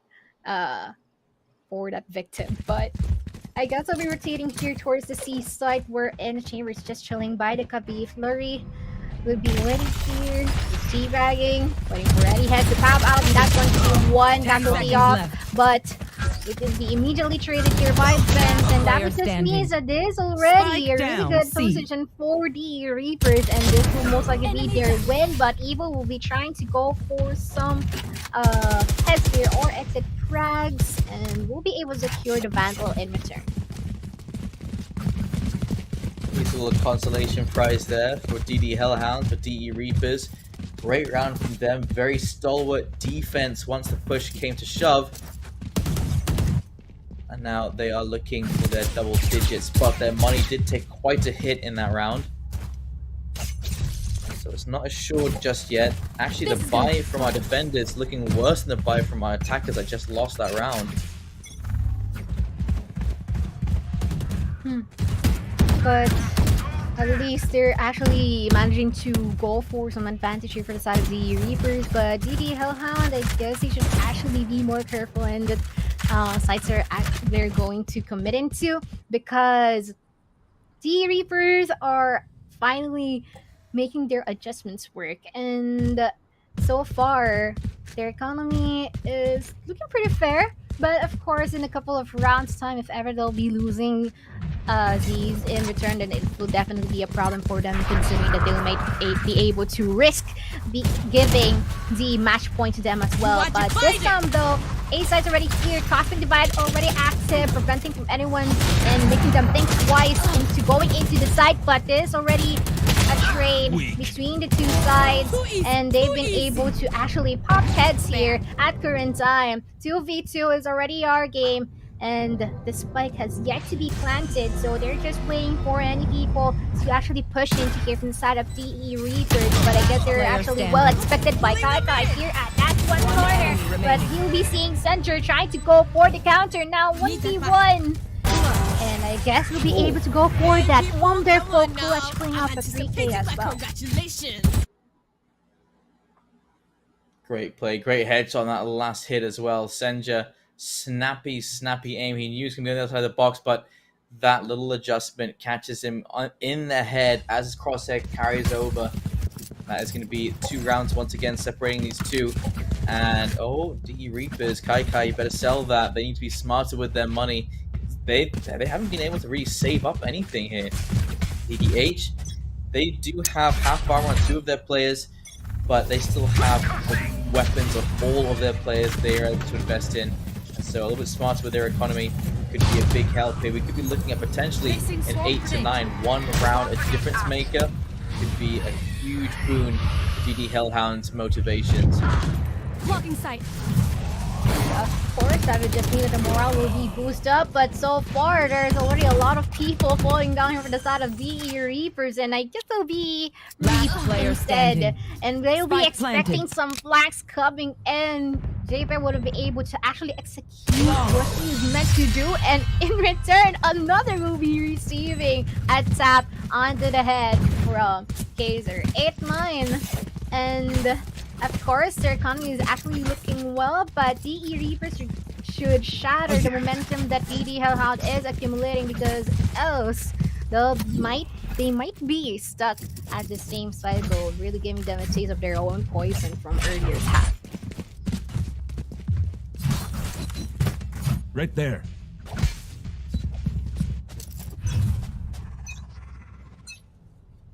Here we go into round number 18. Kai looking to maybe perhaps push down the C long position. And good amount of separation across the map here for DE Reapers. They don't take too much map control, but they are very well spread out. And most of DD Hellhound right now are focused on this C position. And Kai does go for the push, doesn't work out the spray. And that's not going to connect. So many things to have to turn his attention to. Risky alive at the moment. Benz and Risky both working in tandem to shut down DE Reapers, bringing it back into a 4 versus 1. And this operator is going to have a hard time finding anything. Okay, but being hunted down by Risky. And actually, I really want to point out from DD Hellhound that Risky has been able to do some adjustments. Like earlier on, he keeps on doing these plays wherein he extends so much, but sadly wouldn't be able to secure anyone in return. And they've been able to actually do something about that. And in return, this is already an attacking stage. Of course, sometimes he would separate from the team to actually get some intel and try to secure some heads, but this time they're actually unified in terms of securing a specific site. And I really love the fact that their breach sets it up all for them as well, and everyone just has been able to execute perfectly from the past few rounds on their attacking stance. And I find it pretty rare to see some teams who are more comfortable into being at the attacking side. Well, I guess it's just a difference in terms of their team composition and of course their individual players as well. But yep, Timo's currently active. I wonder what they're talking about. Just asking, anong ulam natin mamaya? Gutom na ako, pre. Gutom, pre. Yes, that's definitely what they're talking about. If it's about the game, they're nerds. Right there. You know. True. What a nerd. Why are you doing that? Who are you to talk about the 13,000 pesos game? on the line. What a nerd. Oh my. But they might actually be thinking about paano hatian natin sa prize pool mamaya. But anyways though, already here in the 19th round. Already a couple of casualties already on the floor. Hopefully they'll be able to set up a burrow before them. But Nepter though is Careful going for there. an aggressive stance. I find it interesting of his positioning, but I guess he'll be able to get the Reaper battle for himself, and few information that they'll be taking the C side too. Placing swamp grenade. Bomb grenade out. Well, just an empty site they approach this time around. You should run. Spike planted. And a bit of space being made at the moment as well. I mean, with only one player left, nope, not gonna happen. Ben's a triple kill in this round yet again. 10-9 DD Hellhounds, they've taken the lead over DE Reapers, and they seem to have a much more convincing attacker side. Quick replay of that as well. And actually, I really like how they're able to do it so smoothly in terms of how they enter the site, they'll be forced to go in a retake, but before they even go for a retake here, it's already unfavorable because the manpower is not actually on their side. I mean, they're already 1 or 2 man down, so I guess that is actually pretty difficult. I really recommend that they'll be putting out some lurkers, but they're being shut down as well, and I guess it's just the difference in terms of their duels and how they're able to secure each other. I guess there's some lackish in terms of the buddy system, because they usually go for like entries here, like they're walking into the catwalk just modeling, and they're, if ever that their duel fails, there's no one there in order to trade them. But Ace Light, 3 people, but I think they're still anchoring here. They really want to push this through, so if ever they'll be doing so, yep, that is going to be indeed a risk.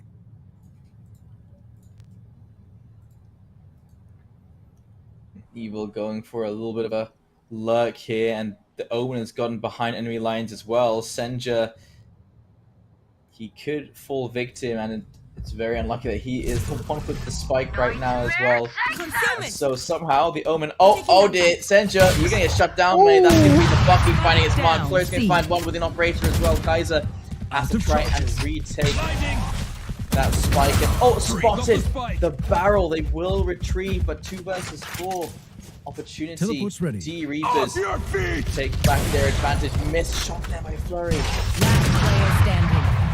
Spike down. C. 10 seconds left. Watch this one, but I guess both of them are at really separate angles, and it'll be pretty difficult for him to actually secure either one. But at least 10-10 scores already up to par, and this time though it would be a appearance once again of the operator, but it will be on the side of the Reapers this time. And so far it is definitely, I mean, both of their economies are pretty standard, are actually pretty well balanced, but still a bit of struggle for the side of the Reapers. They should really win this round so that they'll be able to at least give a bit more pressure for the side of DD Hellhound, especially that they're already 1 round away, or that would just mean that they're 1 round away from the match point. But this time they might go for the B side, but crispy shot onto head from Block with the operator, and no trades in return. Gotta love a bit of crispy when it comes to your shots. Kaiser, just a pixel that head, and he still manages to click on it. What a beast! Straight Also, out what with a the smoke as nerd. well. What a nerd! Oh my god, cool. As it should be. But seaside? They're eyeing the seaside, but someone's there too, like just chilling, crouching at that corner, maybe. Or not, but still advantage for the side of the Reapers. Just anchoring 30 seconds left. area they could, spreading in order to know where they target to attack at the least. DD Hellhound, Revealing area. they're contemplating on where to go. They're lacking the manpower, but of course they'll be going in unified. Enemy remaining. I guess never mind. I get no Kai 3K, and he'll try to go and push forward to actually fight, but 9 HP left. Benz would actually be killed, and at least he's been able to secure 2 and make it a bit more expensive for the side of the Reapers to afford their arsenal this time. And I guess that's what's important for the side of DD Hellhound, and they should really win this one. Like, if ever not, then they'll be forced to give the win for the Reapers, and that is of course something that they would have won for the first matchup this day. Very, very close this game starting off, and I think we are heading towards much more one-sided games, because one of the first games we have going on is Outplay Uprising going up against Astra Luna, which is like probably the best matchup in this tournament. So kind of funny, kind of interesting. I don't think you're gonna get like close games like that. But one of those two teams is gonna be the winner going forward for most of the rest of the day. Yeah, and I'm really looking forward for those matchups. But hey, DDL Hound is already down one member rather from Flurry Tour de Force. Really great execution and no trace as from watching the side of the Hellhound. And Flurry is just minding his own business. Like, you know what? Keep entering, keep slow peeking, or I don't know, just keep on making yourselves visible so that I'll be able to pop up one of these bullets from my turret force onto your head. And I guess Riscado will be catching Walk off guard, and he would entirely be expecting that someone's gonna 30 just seconds left. be like a Diglett from the garage area, but just one more member here, or I mean 2 more members living, and hopefully they'll be able to actually clutch this out. It is still possible, but really difficult because there is already 10 more seconds on the clock. 10 Everyone's seconds just left. entering their own spikes, and remaining. yep, I guess that will not be it. And in return, they'll be giving this round away for the side of the Reapers.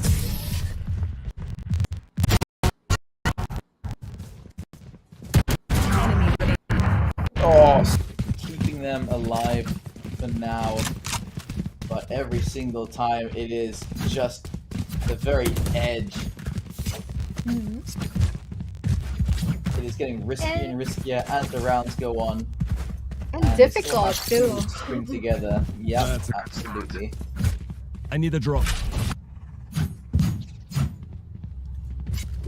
But Difficult I and guess painful.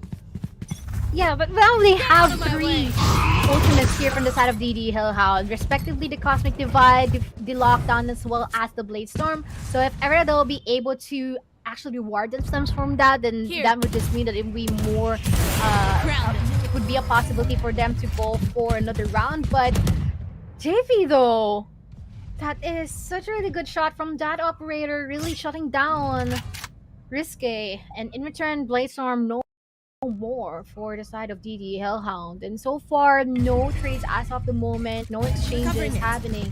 It's just a pick-off. And DD Reapers is really big on those, and they've been able to see and know the weakness or the side from the side of DD Hellhound that they tried to go and execute, but no one's there to follow up. And in return, they're winning consecutive rounds. And they'll try to still go towards the seaside, but it would still be pretty difficult. At least Evil's been able to secure one. But sorry though, Oh just being no, cheeky this as looks like it's gonna ever. be it. Oh 30 my, seconds yup, left. I agree. Oh, Too the much Rolling pain Thunder coming is your there way. as well, no mercy. Player standing. Nebs hitting some solid shots, I must say. Time and time again, stringing together some really great shots there. And I think I'd be quite happy with that. I think Oh my, what are you doing? done themselves it's just a celebration, full celebratory Defenders win. I think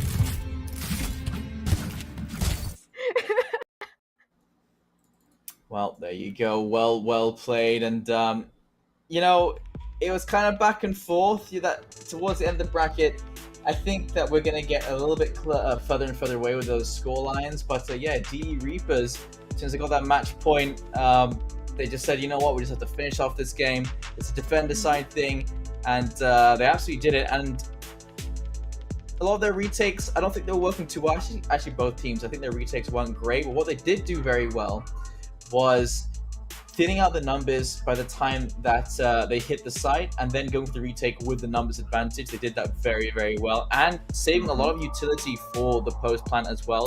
That was a really smart thing for them to do, because we saw it quite a lot. Hellhounds, they were using a lot of utility to take the site, and then after that they had really nothing left to defend with. All they could do is really hide in positions and get shut down by all these players pushing back in from the side of DE Reapers. So very well played. DE Reapers knew exactly what to use in a lot of those situations, but I don't think a lot of those strats are going to work against the other teams that are going to be coming up later on. So not entirely sure where they go from here. We did have some very dominant games on the other side as well, but for now we do have a reward for some of you players, watchers out there as well. Congratulations to these names that'll be popping up on the screen now. John Limson, get yourself an RS t-shirt. It's a white one. Congratulations to you.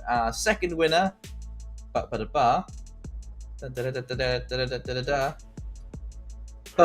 Martin Jude, another Aurus t-shirt as well. So congratulations to the two of you. Make sure you guys message the Fulcrum page and you will be contacted with a question as to where your address is and where they should send it, and you'll be getting it ASAP. We will have another game coming up in just a minute. It's going to be another online game, and then we'll have the 2 on-site games. But before that, we'll be taking a short little break. So ladies and gentlemen, please don't go anywhere because we will be right back.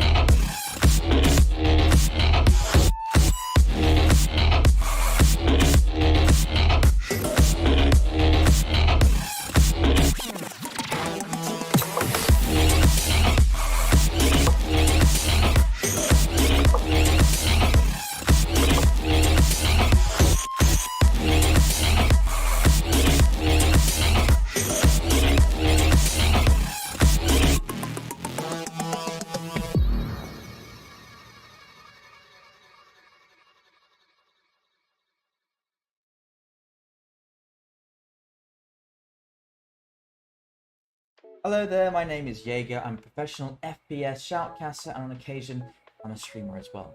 I've been casting since 2016, and when Riot announced Valorant would be coming out, I knew this was the chance for Asian players and Asian talents alike. As a shoutcaster, I believe seeing your best pro players play at the very pinnacle of their ability is what makes it most exciting. That doesn't mean just skill-wise, but technical dominance too. When pro players are showing us their skills, we're not actually getting there 100% because of something called system latency. System latency is the delay in between what you do with your mouse, your monitor, and your keyboard and what happens in the game. This means you may be reacting in real life and clicking as soon as a juicy headshot presents itself, only to get shut down and not know it was because of system latency. That's where NVIDIA Reflex comes in. NVIDIA Reflex reduces system latency, meaning that your reactions will actually reflect in the game. You'll be shooting faster, reacting faster to information, and the entire experience just feels that much more responsive. You'll feel all the excuses you used to have no longer exist, and Valorant just feels so much better to play. To turn it on, simply go to your video settings, look at NVIDIA Reflex Low Latency, and click On or On Boost. This doesn't just apply to the pro players. Oh my gosh, we're back. It applies to you at home as Hello, well. Of course. friends. And so we're on to the second game of the day. It's going to be Astra Luna going up against DE Reapers that we just saw. DE Reapers struggled a little bit to close out that first game and finish things off 13-11, going to 10, going to 11, 10. Something like that. 13, Astra 13, Luna, 11? Yeah. I think she's right. 13-11, Yeah. but Astra Luna is now going up against them, which means DE Reaper now have a whole lot more problems coming their way because Astra Luna is a very, very good team. And so with Astra Luna, the likes of, give me a second, Quinn, Silvano, Fail, Solrak, aka Carlos, and Sang, those are the last players we saw. Yeah, they are going to be the players to look out for. Last time we saw them, yeah, it was Ice Cold, Quinn, Silvano, Fail, and Solrak. It was the same people. So they kept this roster. They did very well in their tournament, and now going up against the guys from DE Reapers, I think that DE Reapers are going to have a difficult time. This is a team that has a lot of tournament experience. They've just beat Outplay Uprising, who are the top 4 of another tournament as well. So yeah, it's going to be very difficult for the guys in DE Reapers to win against Astra Luna, but I'll be happy to see a surprising result. You never know. This could be the first time they stand up for themselves and make a name for themselves to be remembered by. So let's see them go. Hopefully, they will be able to rise up and prove themselves that despite of being the underdogs, they were able to face up against Astra Luna, and we'll be looking forward to that just in a while. But of course, to our viewers out there, while you sit back and relax, you'll have the chance to win from our premium loot, which will be given away as our stream progresses. Earlier, we were includes the merchandise and peripherals from our beloved sponsors. So be on the lookout. Comment down below our respective hashtags and maybe the team that you're actually rooting for, so that we'll be able to give them a boost and more confidence for this upcoming matches. So here we go, map veto coming your way, and let's have a look at what map we'll be playing for game number 2. Just waiting for it, give it a second. There we go. And so, Breeze, gone. Split, gone. Icebox, gone. Ascent, gone. Haven, gone. Bind, gone. Ooh. Fracture is going to be our choice for map number 2. Ridiculous map. Huge, yet tiny at the same time. Yeah, I don't know what is across, or rather how you can actually explain Fracture's terrain, but all I know, it is pretty similar to Bind in a couple of ways. It is a haven for raises, for raise mains, and as well as the fact that it is pretty big on cornering people on the side. So if there are some defenders at the site, it will be really probable for them to actually secure them first and prevent them from going for a retake, and as well as the fact that it will be pretty great for them to go for rushes from both entrances. And yeah, interesting map. And I haven't casted some games with the Fracture map in a while, and I'm really well happy that it would be Astro Luna Esports will be playing this time. I'm so annoyed. You know, Fracture is a terrible map to watch. It's so difficult to track who is where. Sometimes you'll be like, oh, I'm going to switch to this person. They're inside of spawn. No, they're not. They're on the rope, under spawn. You know, it's like, what were they thinking? What is such a strange idea? The fact that they have a spot that they can go through spawn and go underneath the enemies, which means that you can always get flanked from both sides, is very, very strange. But you do you, guys. You do you. And then when it comes to the push into the actual sites, you notice that when it comes to the entrances, there are 2 entrances on both sides. You've got the drop down, you've got the entrance from the side door, and you have the main when it goes to the A site, going to the B site. You do have 2 entrances over from arcade and from B main.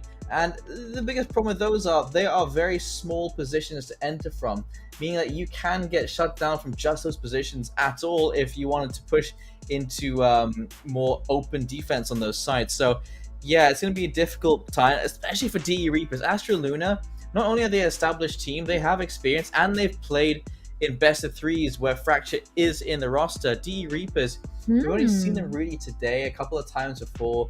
They're going to be playing on Fracture. We haven't seen this too many times. I think the only possibility here for the guys in DE Reapers is if Astro Luna aren't feeling too confident on this particular map.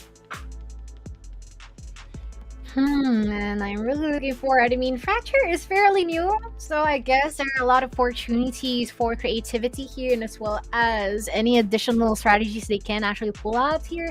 But all I know is that it's pretty big in double initiators as well, because there are a lot of corners that you have to clear out here, and as well as the fact that, of course, I really vouch for people to play Neon, but in a Fracture map. But I don't think that it is really possible to do in a 5-man setup, such as a tournament. But hopefully we'll be seeing some of those. And ideally, it would be like a Fade in the Sky setup with 2 of the initiators, rather. And of course, either a Jet or a Raze for their duelists. But really looking forward. I wonder what they're cooking up here for both of the teams, and I am really vouching for the Reapers to actually show up a well-deserved fights and make them memorable for Astro Luna, to say the least, although it's going to be, like what you said, pretty difficult for them to do so. Fail Quinn, Escol, Solarak, Silvano. Solarak is Carlos. Kuya Carlos. Kuya Kuyan. Oh Just yeah, kidding. it's Carlos reversed. backwards, yeah. Yeah. Carlos. And then, of course, on the end, it's not Silvano, it's Onavliz. I'm just kidding. What if Fail is Leaf backwards? Prepare for hellfire!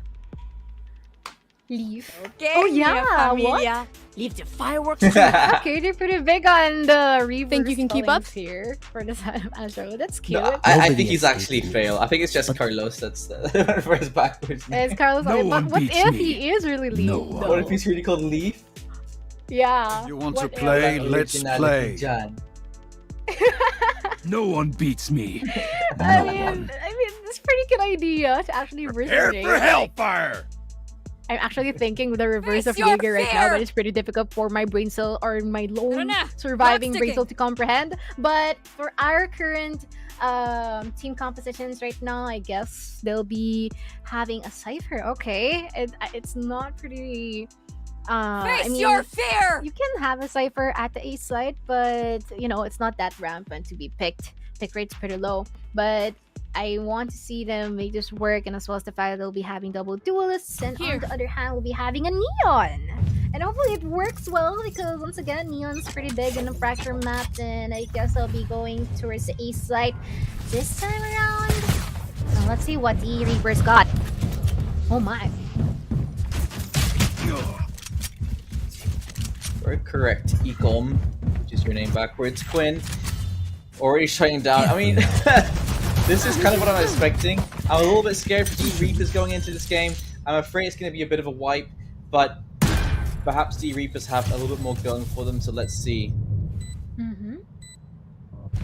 Let's see, indeed. Just 3 more people surviving too, but Astra Luna still unanimous and trying to push them through. Rules that One will be enemy aggression remaining. like, yep, we are a squad. We're going in all together. Even showering him with all the utilities that he has, and in return, you won't be able to do anything for the side of the Reapers. It is going to be a really fast secure of the side for them, and we're seeing a couple of tactical teabags that is being executed by Astra Luna.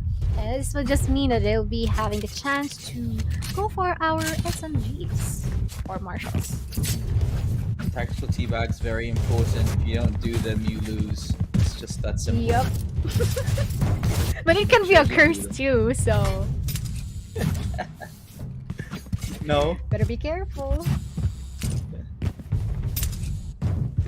Just denial, straight up. But yeah, do be careful, Big guys. time. They are very powerful. Yep. You can teabag yourself for good luck. I don't know how that works, but It just I'm works. just- It's fine. yeah, it just works. And right now it is a different stance. They're actually scattered. Florida will be able to secure 1, but it might be a B take for DE Reapers, and so far it is, or rather a B commitment for Reapers, but so far it is going to be your players here from the side of Astra Luna just waiting for them to actually commence this spike, put it down, and they'll be try to counter this later on. But okay. Plus all the cookies being thrown. We already have a vandal here in the hands of Silvano. And so far, the 3v4 will be seeing Quinn being able to secure 2, even One with the enemy remaining. Phantoms as well. And this just led us to JCS most survivor here for the player side of the standing. Reapers will be able to go for a quick run here. What classic, at but least they ice tried. cold. Cold-blooded. We execute JP2 for the second round. Then how did that just happen? It is it's a 3v5, a 4v5, but they've been able to go for a retake, and it's really clean execution on the side of Astra Luna. For a second, I was hearing you twice. It was incredible. We got double No. the mochi. If anything, we always want a double order of mochi. So thank you very much for that. And yeah, Oh there my. you go. Amazing plays coming in here, and DE Reapers. I mean, let's go. What a shot. 2-0 attempts were made, but DE Reapers perhaps to stand a much better chance this time around. Carlos, all he needs is a classic.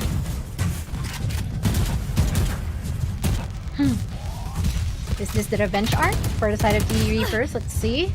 Already have and possessing the personal rifles of their choice. But you're seeing a lot of people coming down here from the ropes. That is going to be trade on both sides. But everyone's really unanimous and going into the A side. And in return, Veers led to having 3v3 for this matchup. But One enemy Ori remaining. is just going to be chilling at the corner. And there's going to be an opportunity for the Reapers to do the last man standing Silvano. But Silvano's pretty big on the kills, being able to pull up 3k before finally resting in peace. 2-1, and I guess it's already a gun buy for both sides, so some of them would be able to afford that. So, yep. Imagine being able to afford things alone. Imagine Bragging. being able Right to there. afford stuff. Couldn't Oh be my me. God, imagine. Couldn't be me. Yeah. Oh my. Oh, dude. Suck it.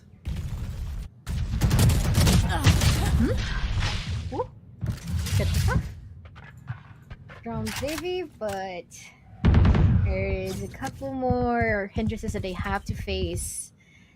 it is going to be their fear of pushing it to a slight, and as well as the people anchoring hit from the side of Astra Luna. No trades as of the moment, but we still have a lot of utilities to work with here from the side of Astra Luna. A lot of free fires being put out here. Molotov not going to be connecting to anyone, but the Royal Thunder is already here at the B site. And as well as the Nightfall, really great combination, but Spike planted. Ice Cold able to secure their chamber, and a member of theirs just already running low in terms of health, so it might be a possible problem, but I guess they'll try to go in despite of all the oppositions that they might face, and in return it would not actually do them well, so it's going to be a 2-2 set up to par, and DE Reapers is actually doing well, surprisingly. I'm not surprised there. So there's like Farang, there's like opposite opinions. For no reason. Put more spice, yeah. Yeah. Right Just for here. the sake of, you know what? You're opposite, so live with it. You want to play? Let's play. Deary me. A couple of shots being exchanged already. You're down over towards Dish. Ice Cold then just back away a little bit, but D Reap is keeping things close. Is, you know, it's a bit surprising indeed. Fail, Ice Cold playing close by. Quinn, they've all stacked up on this A site, and they've called it pretty correctly. The rotate has been immediate. So just good positioning all round. Off your feet! Ooh, definitely great positioning, but the Rolling Thunder though would be prohibiting that, and so far it is going to be the Orbital Strike being cancelled or put out as well. Spike We planted. had the Tour de Force and the hands of Flora once again being able to secure Soul Rack out, and actually we still have the Showstopper into the hands of Quinn, but I'm not quite sure if ever will be using that. I guess he doesn't need to do so because the crispy cat from the start Player was standing. 1, but now the 1v4. Sylvana with just a frenzy. Let's try and see if he'll be able to secure 1. I guess yes. 60 HP left is still probable for another, but with really fast picks here from Flurry, we'll be able to secure him. And I guess it's another buy round for Astra Luna, and it might be actually possible for them to win this round with a couple of ultimates that they currently have from both Solrak and Quinn. Here.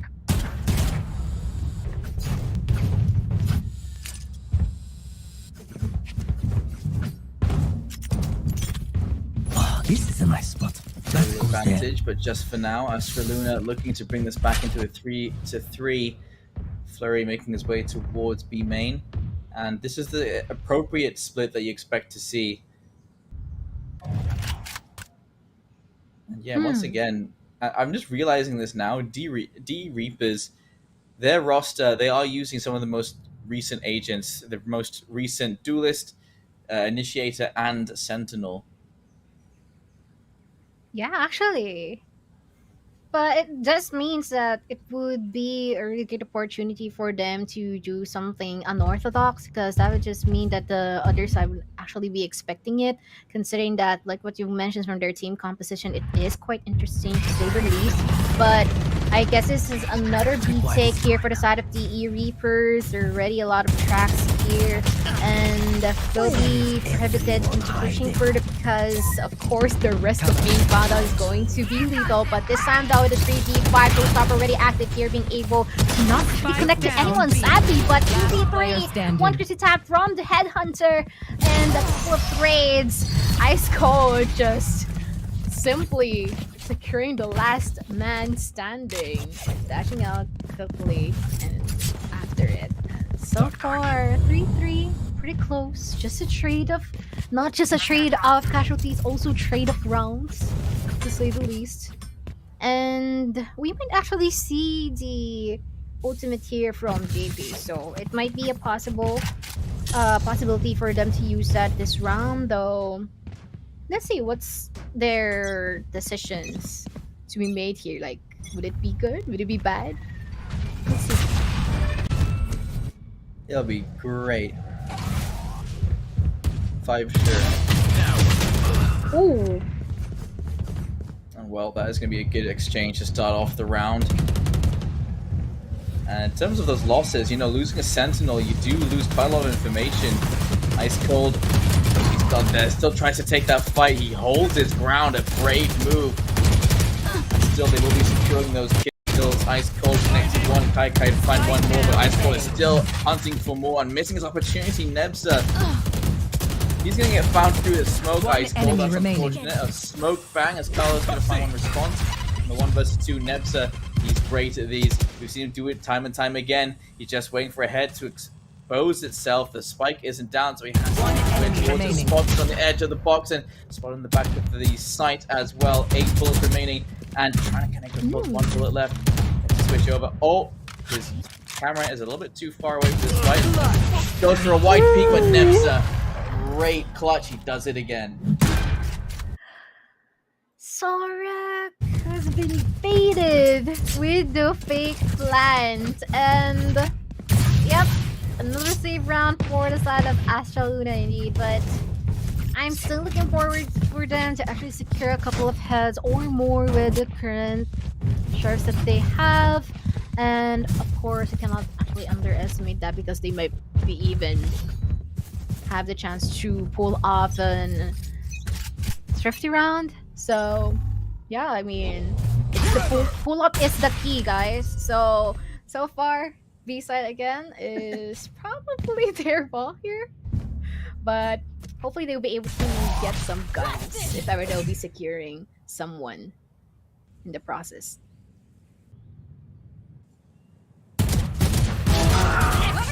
Ooh! Okay. JP doing his best here to clear out the entire push that came out of that B side. I mean, rather the A side that was very close by. And still more damage to be made. As Ice Cold spots ahead, misses 2 of those daggers. Gonna have to switch back over to the Vandal because he just doesn't have enough to really commit to a proper fight there.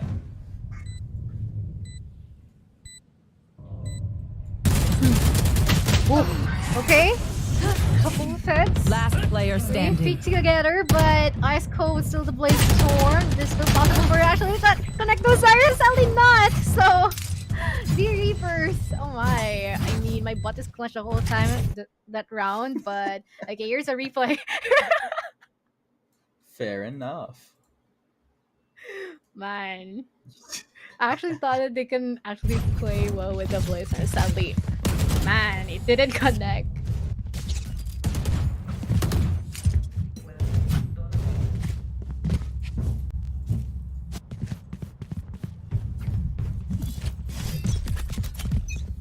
Well, on to round number 9 we go. The Reapers do keep themselves in the advantage. Remember, this can be quite an attacker-sided game, rather attacker-sided map as well.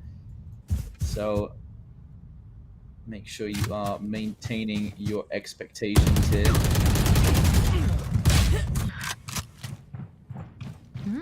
Face your fear! Cage trigger.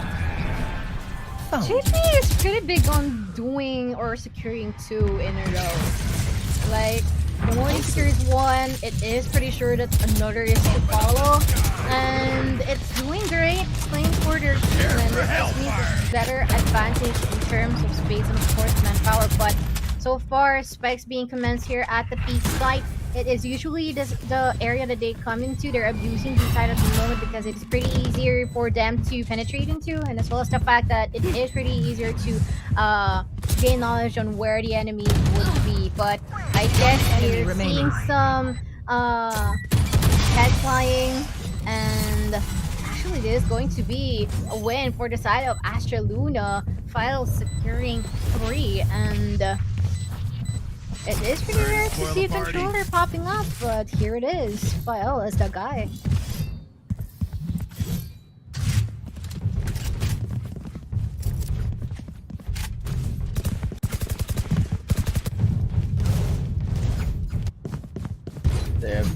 definitely worse agents to be popping off on, so fair enough.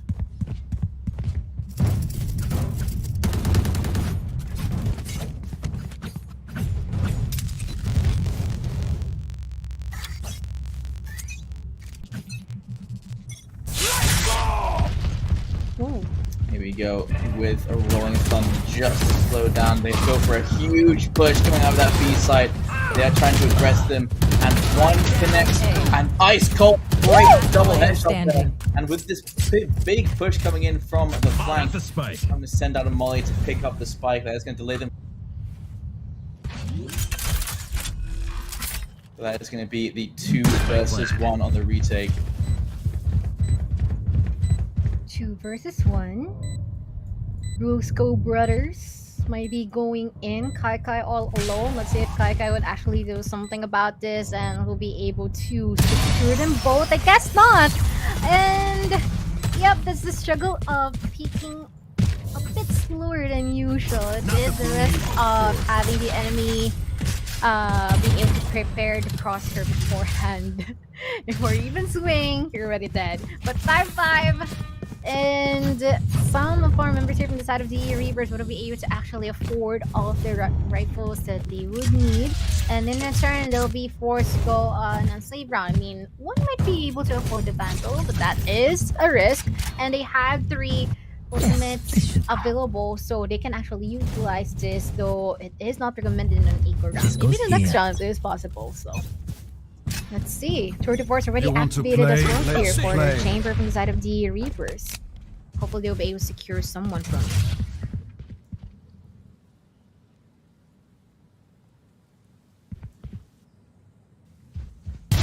Gunner. Oh, there you go. JP is pissed apparently, and that's going to be the double kill to start the round off. But back immediately. Oh dear, doesn't use the utility well enough to escape. JP finds a 3rd victim, and now the 2 versus 2. Opportunity to plant. It is here at the B site. And they might be waiting for both of these members to actually push through, but they still have a couple of utilities to work with, so this is definitely a good advantage for them. But O'Shea with a free fire here from the Wakan, as well as JT being able to catch up and be quick enough with the trigger.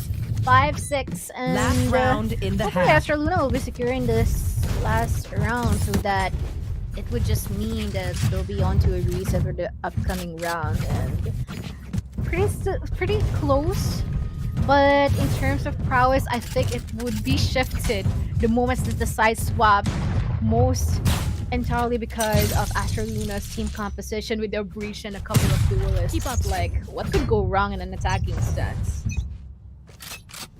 True. Nothing could go wrong. Let's see.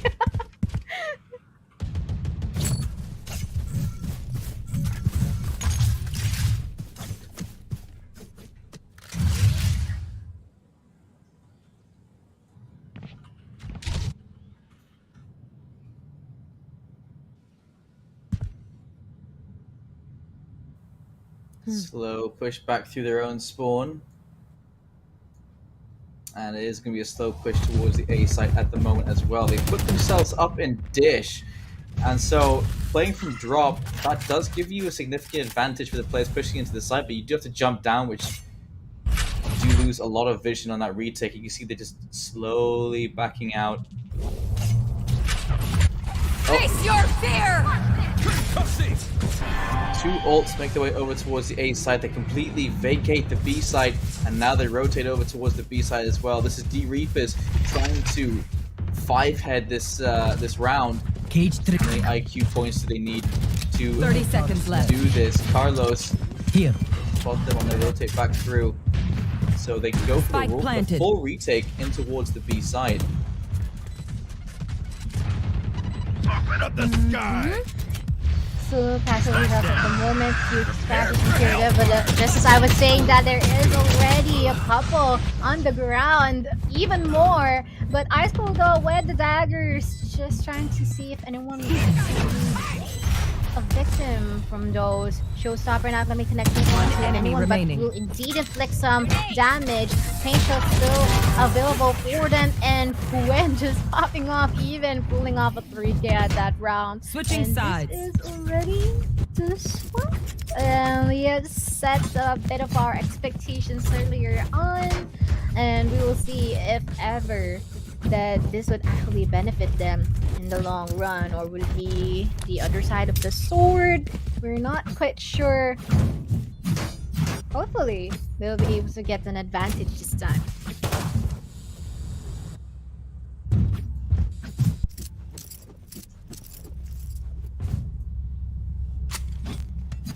This is even as it gets. Need equipment.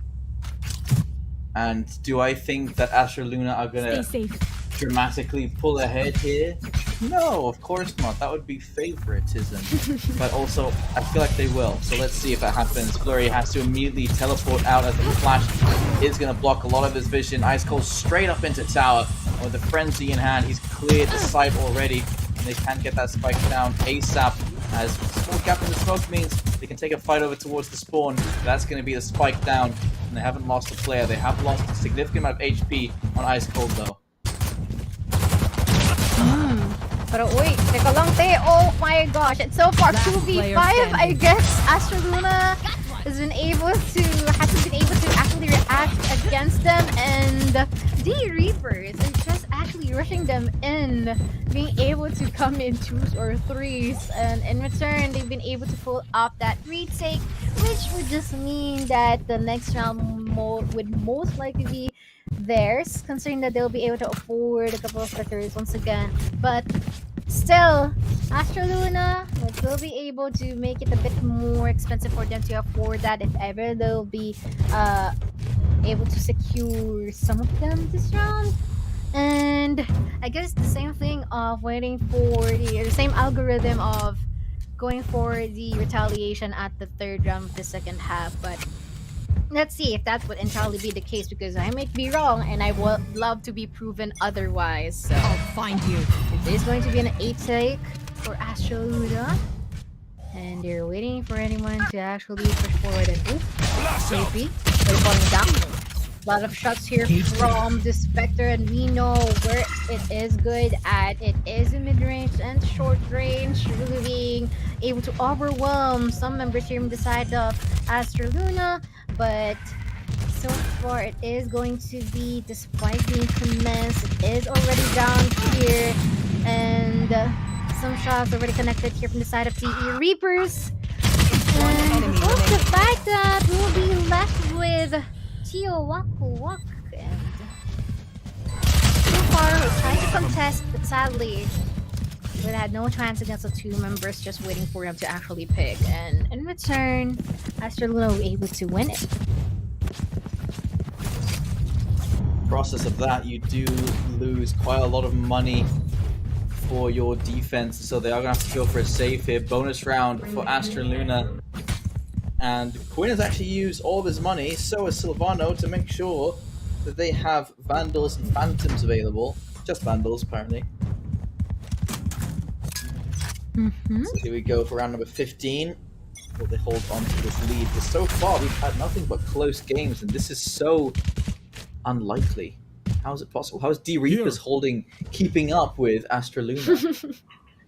Right, and I find it pretty interesting as well that they are really being able to be consistent, considering that, I mean, it's just a second match, come on, but at least they've been able to set the par up into the two teams that they are currently fighting up against. But this time, another retake. We'll be pushing in, and it's going to be the shot being put out here by Neon, but there is already a casualty here in the hands of Silvano. Spike is yet to be planted, but it is already time for them to use it. Possibly able to stun a couple of members here from the side of the Reapers. There are no trace as of the moment, but it is an opportunity for them to try and opt for a retake. Molly's out, cornering one, not actually connecting to anyone, but in return, Nubser will be left all alone with no utilities And there's already an opportunity for members here from the side of Astroluna to rush him out, but they're really respecting the fact of his existence and are not doing any rash moves in return. But never mind. Yep, we tried to push. No follow-ups.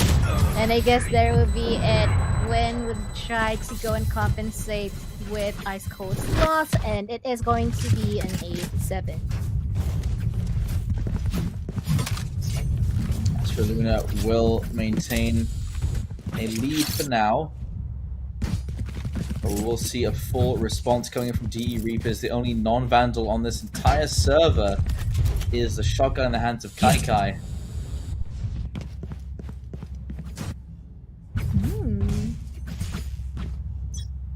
And at least hopefully these Reapers will be able to win this round, because if not, well, it's another eco round waiting for them. But they're actually pushing in. They are well aware.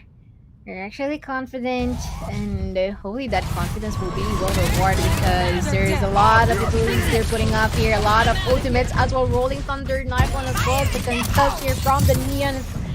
Even the show style has already been popped off here, catching JP off guard in return in a 4v4. And it is already an opportunity for them to go towards the A side, but Orbital Smoke's gonna be there blocking their vision. And little do they know, there's already someone waiting at the spike. Really unexpected for them, and Nebler just popping up in a couple moments before the round ends.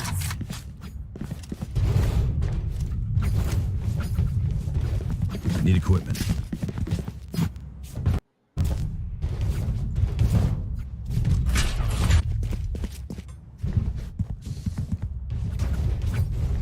JP.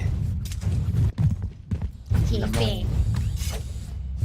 Crazy JP. What that Guardian do though? I'm so shocked by D Reaper's performance here. They've come out of nowhere just to put up this huge performance. Astroluna really struggling. I think it's partially to do with the fact that this is on Fracture. It's not exactly their strongest map. That isn't to say that they shouldn't still be doing a bit better than this, considering how much experience they have. Missed shots here and there. Ice Cold trying to avoid the fray. Will make its way over towards the other side of the rope, but they're already hitting this A site. And the spike is going to go down in the very corner of the site. And what a shot from Fail as well. Crispy, as ever. What breading did you use? But there's already the Rolling Thunder coming in here at the A site, and even inflicting a lot of tremendous damage here to the members of Astroluna. But they're trying to retaliate, they're trying to counter it out, but there is still a lot of prowess here from their Sheriffs even. Not holding their rifles, but they'll try to go for a defuse if ever it is possible, but they're being prevented by a lot of people here at main, and in return they'll be able to secure the round for themselves. Really great play here for the side of Astroluna.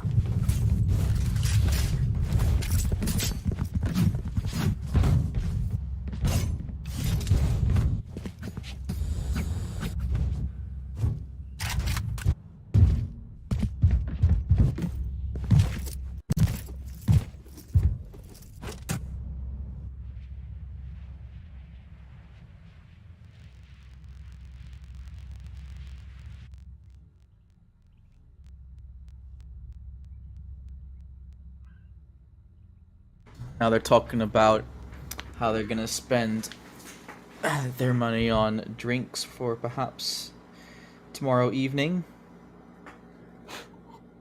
as they would like to celebrate.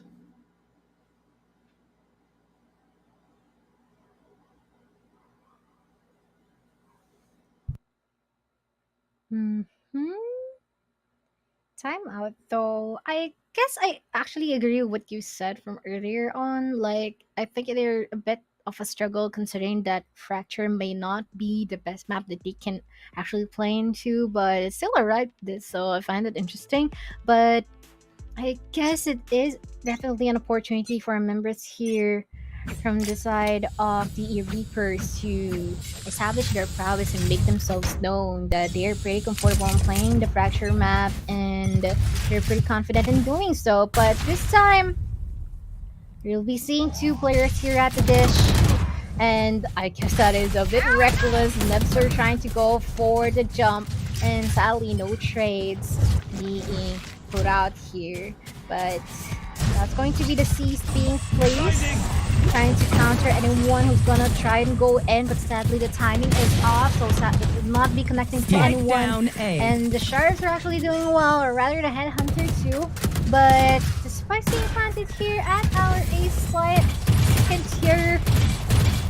A lot of free fires here. Solrock being able to successfully connect one. One tap onto remaining. Flurry's head, being followed up by Ice Cold. But Steel Walk wouldn't be able to do anything. Not going to be securing any Stellars for himself.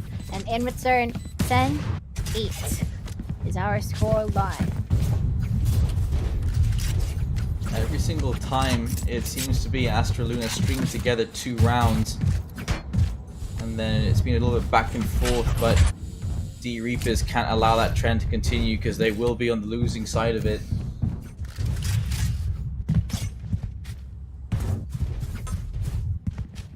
So right now, ready to perhaps split the B side, and I think D Reapers actually no, they haven't called it because attention's being turned towards Dish now instead. Fade backs away after a flash gets sent out, force them back towards their spawn.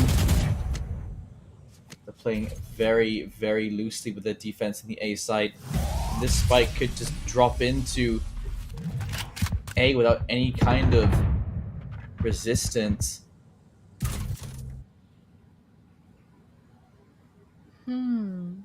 Flurry is being patient enough. Waiting at this angle, waited toward the force shield, but will be riveted by the blind. Will be forced to back out with the rendezvous. And I I think guess it's pronounced Rendez was. I'm just kidding. this was what? Where did that even come from? But we'll be seeing JP though falling down to the hands of File. And in return, there's still actually no returns, no trades, but to force to activate it in the orbital strike, preventing them from going for the plant or the push. And also the fact that there is already the Prowler preventing you from seeing anything. He's legally blind. 3v2. enemy So remaining. far, Ice Cold being able to secure one with the quickly tap onto his head. We'll see if we would try to go for a clutch sally. I guess that will not be the case. 3k into the hands of Ice Cold. One more round away from the match point.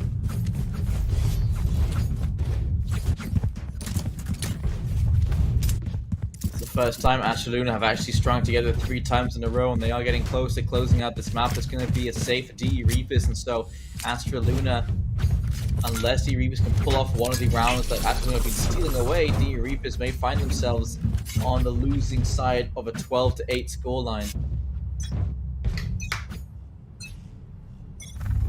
12-8. Let's see if he'll be able to secure this match point no sweat, because there are already a couple of utilities being put out here, and we'll be seeing 3 people at A-Main, pushing them through, really countering their manpower, and so Spike the down fact now A. leads us to all equalized numbers with 2 people dying each, remaining. but so far Fael has been able to connect 2 shots here, and I know 2 exactly people were killed at that moment, but okay, what are you gonna do here? Kai, considering you're the last one standing here on the side of Reapers, would Spike you planted. be willingly giving this round to them? Considering he's holding a button, it will be pretty difficult for him to actually push or do something, but he has been able to put out a couple of orbital strokes here, trying to go for the counter, but with the free fires that Ice Code is putting out here, it would be pretty difficult for them to actually skirmish through, but he's just creeping bit by bit, shot into buckle, not actually connecting, and in return, it will be an easy round here for the side of Astraluna. The L being able to successfully go Match for 3k point. once again. As far as I may recall, he's been able to do 3 consecutive triple kills for this half.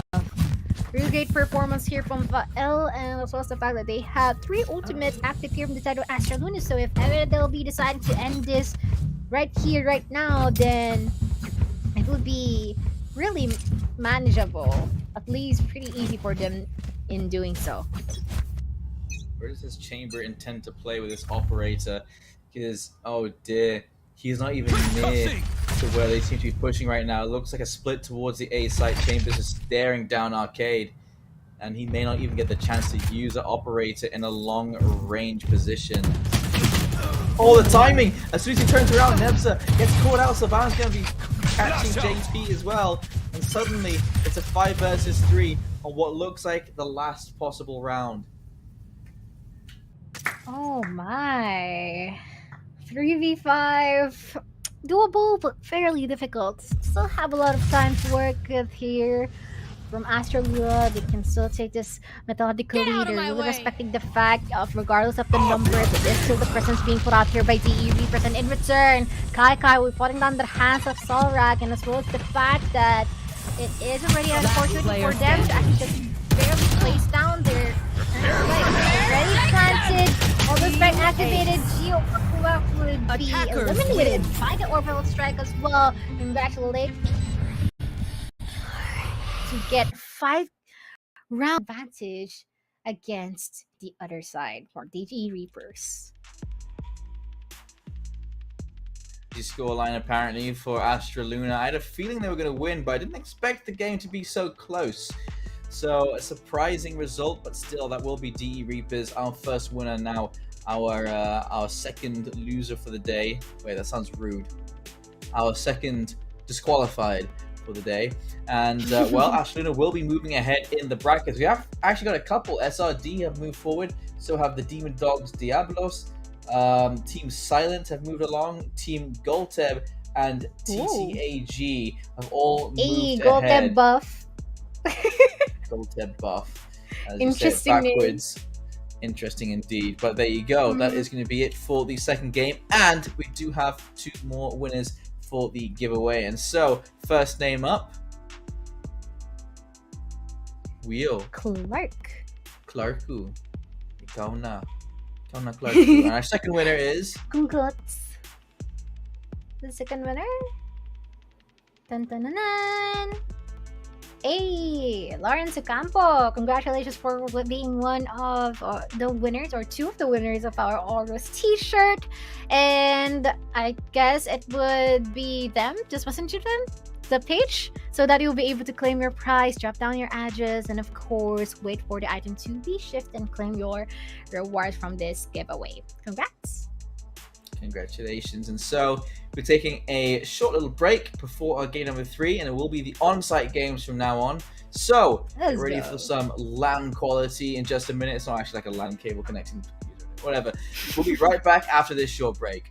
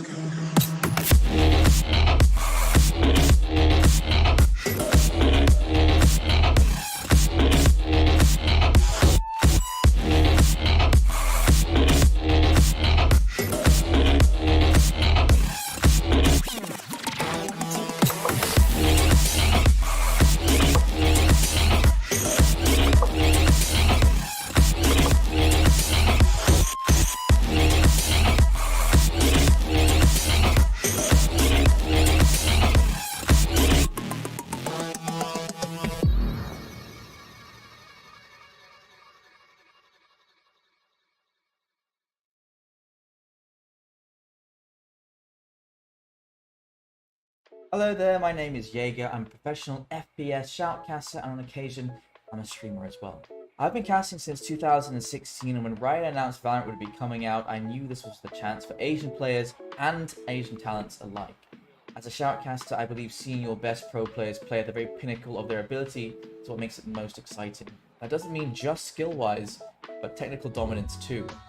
When pro players are showing us their skills, we're not actually getting there 100% because of something called system latency. System latency is the delay in between what you do with your mouse, your monitor, and your keyboard and what happens in the game. This means you may be reacting in real life and clicking as soon as a juicy headshot presents itself, only to get shut down and not know it was because of system latency. That's where NVIDIA Reflex comes in. NVIDIA Reflex reduces system latency, meaning that your reactions will actually reflect in the game. You'll be shooting faster, reacting faster to information, and the entire experience just feels that much more responsive. You'll feel all the excuses you used to have no longer exist, and Valorant just feels so much better to play. To turn it on, simply go to your video settings, look at NVIDIA Reflex Low Latency, and click On or On Boost. This doesn't just apply to the pro players as well, but it applies to you at home as well, and of course, me. I'm no professional, but playing the game and learning how to play at higher levels I believe will make me a better shoutcaster. And I think with NVIDIA Reflex, I'll be taking in more information and applying it faster too. With NVIDIA Reflex on, I could feel my counter trays were perfect, my headshots felt faster and more natural, I was never dying thinking I had ducked into cover already, it all felt as close to real time as it gets. At the end of the day, frames win games, and what better way to match those frames than with a low system latency. PC performance for competitive gaming is about responsiveness. How quickly your display updates after a mouse click or a key press. This is called system latency. Until recently, system latency has been very difficult to measure, requiring complicated setups with expensive high-speed cameras. With NVIDIA Reflex Analyzer, you can easily measure your full system's responsiveness, giving you the ability to optimize settings and confirm PC performance. Using the analyzer is easy. Simply plug a Reflex mouse into the designated USB port on your Reflex monitor, install GeForce Experience, and hit Alt-R. While playing a Reflex-enabled game, you will see system latency reported each time you click the mouse. Check out the latest additions to the Reflex-compatible family and stride confidently into battle.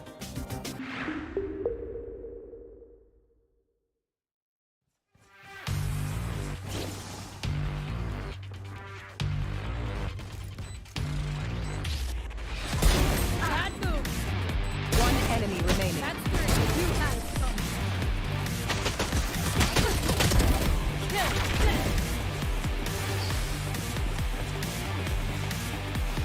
Almost a bike planted.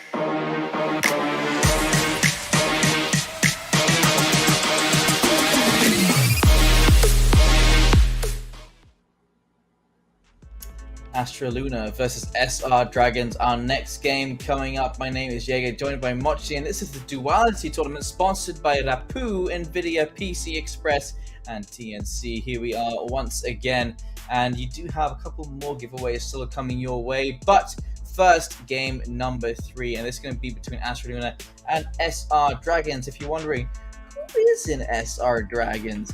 Well, I can tell you, just kidding, no I can't because I don't have their team information. So, actually we do have the team information.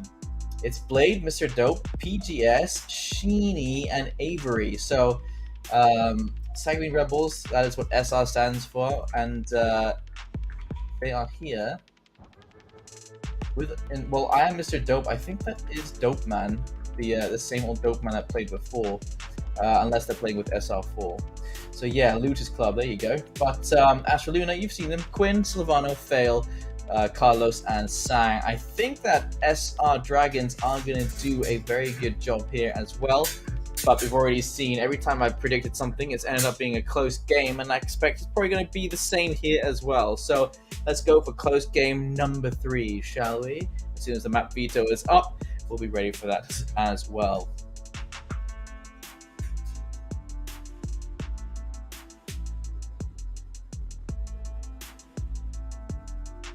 Okay, I can't hear my mochi. Is there? Did you? Hello? Did, Oh, yeah, okay, okay, there. nice.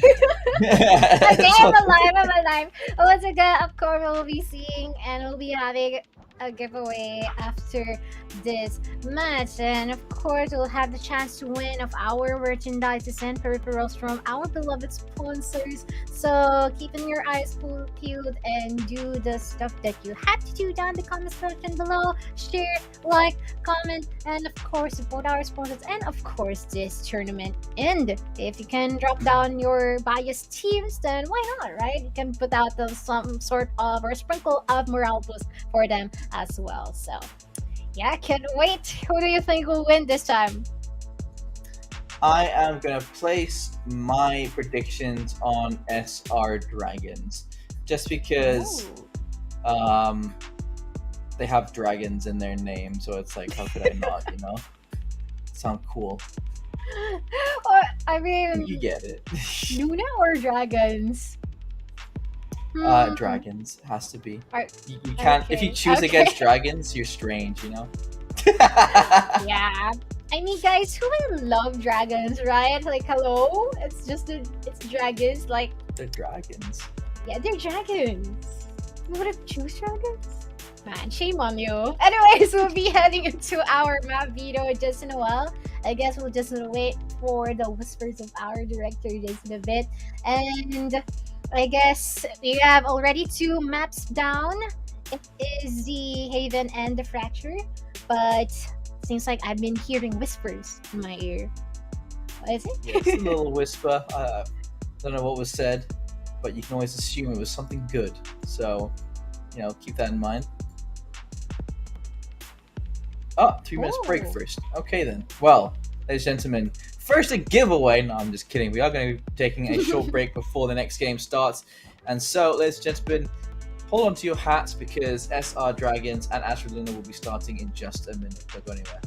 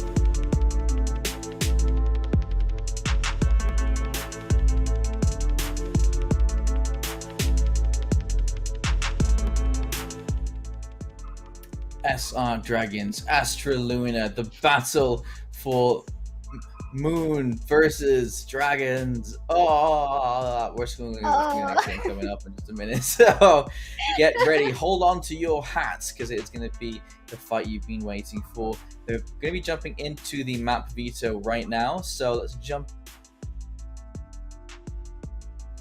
Who's gonna ban? What's the pick? What's the ban? There goes Freeze. There goes Haven. There goes Icebox. All the big maps disappearing. Split is out next. So is Fracture. Out Did he goes bind? Ascent, which means Oh no. double Icebox. I like how it's like, you know what? You thought Icebox is done? No, it's Icebox again. Yeah, But is get it that Icebox? duped. I We think didn't do. so. We'll see. We'll see later on. But regardless, will it be the desert or the Atlantic? We're not quite sure. But I'm really hoping for it to be Vine because I don't know. For personally, Vine is pretty fun to play in. It's pretty classic. Icebox. I have a love and hate relationship with the Icebox, but if you really know when and where to wait and as well as the right time to actually anticipate someone, it's just all about the games. This would be pretty nice. But for our teams, I think it is going to be no sweat for them. But I guess we'll be finding out later on what's going to be the finalized map. Like, would it be Icebox? Would it be Bind? We'll see. Yes, we will. Like we jump into it and we just like you want to take a guess right now which one it's gonna be? Bind? I just really like Bind, so I'm rooting for Bind.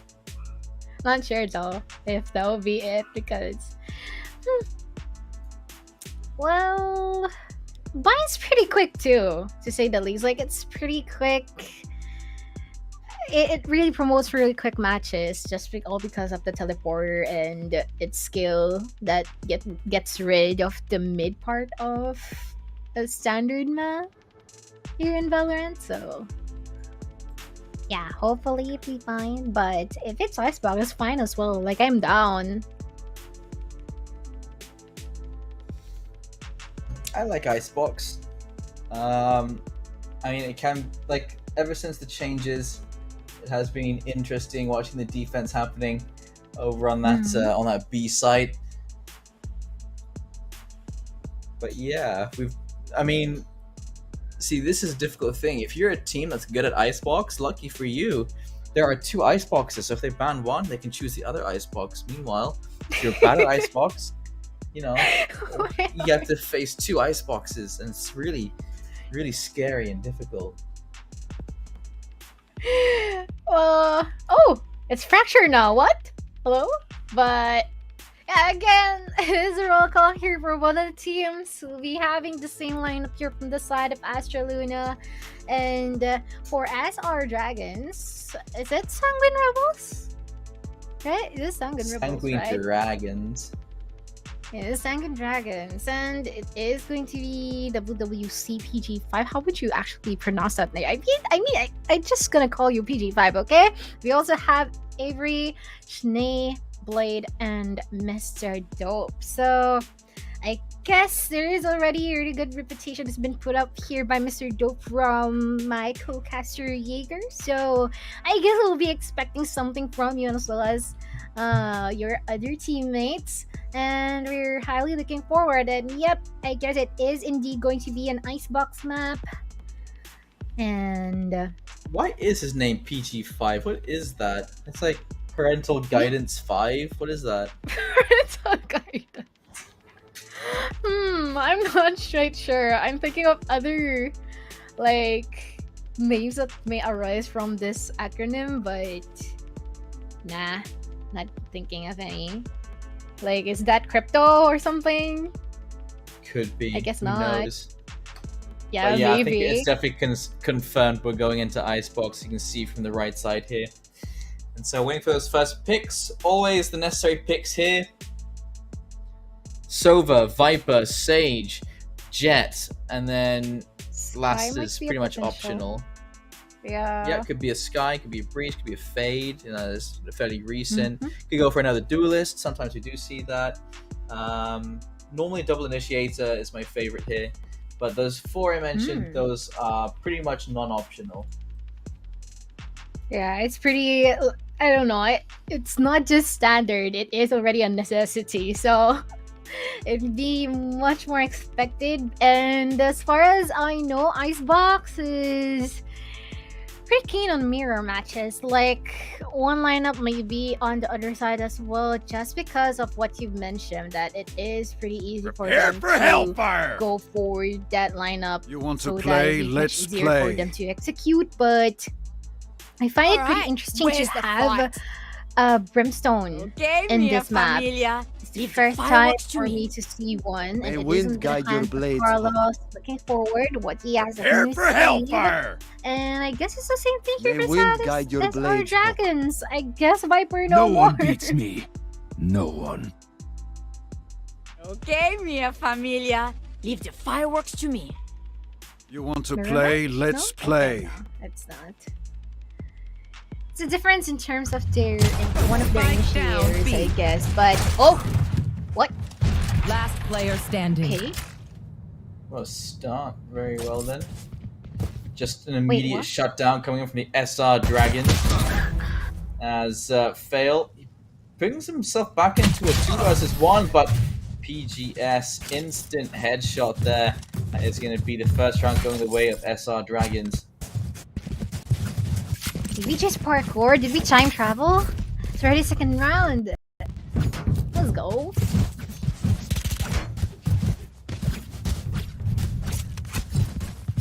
And I guess Dragons will be having an advantage. And I guess it would also be a chance for Astra Luna to actually snatch those Spectres away from them if ever they'll be able to secure this round. A great opportunity, but it is pretty difficult for them to take responsibility to. But so far, we might go towards our A site here. Just shortly, Sylvan already down to 2 HP. Might be asking their Sky for a regrowth. Like, kill mo man ako, pre. Please, I'm dying. And my misery, never mind. But there is going to be a side push, potentially. Just free firing. Might be securing one, though. And still have the pinches to work with. Might be rotating just in a bit. The Shanae is just patiently waiting here at the link. Spotting one, backing out. And they're gonna take this slow. So a lot more time to do. And think this through what is the best action to take. Revealing area.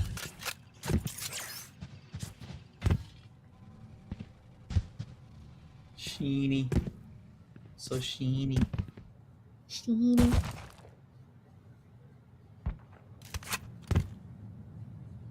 Mm-hmm. Oh. Just taking their time. Blade getting concussed, flashed, everything under the sun. Not happy about his current situation, but just pushing through that and gets the double kill. What a great defense being put up. Blade's going to find one as well. Spike still getting forced down. Blade finds one. Can't find another kill here against Silvano. Blade is going to be getting the 3k, and that is going to be SR Dragons finding themselves a second round. It's just now that I noticed it is PGS Eratum. It's not PG5, it's PGS. We're sorry about that, but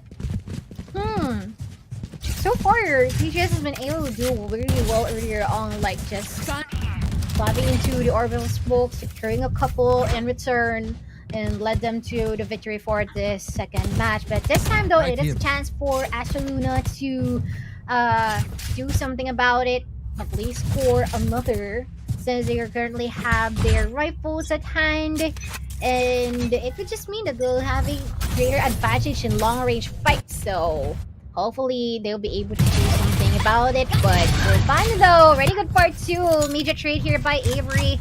Really great attempt, but sadly not yet all equalized. But so far, there are already a lot of members here coming from long. Player Blade standing. tried to encounter someone, or actually teleport, but sadly encounter someone. So PGS, show us what you've got against the 4 remaining members here from the side of Astra Luna.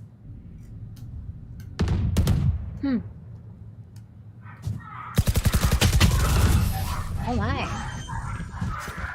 Here. A couple of dogs going at it downstairs, but there's Astra Luna securing their first round, and with 4 players still alive, they'll be happy with that victory. And immediately, SR Dragons, look at that, from in the hands of Avery, going to be an operator.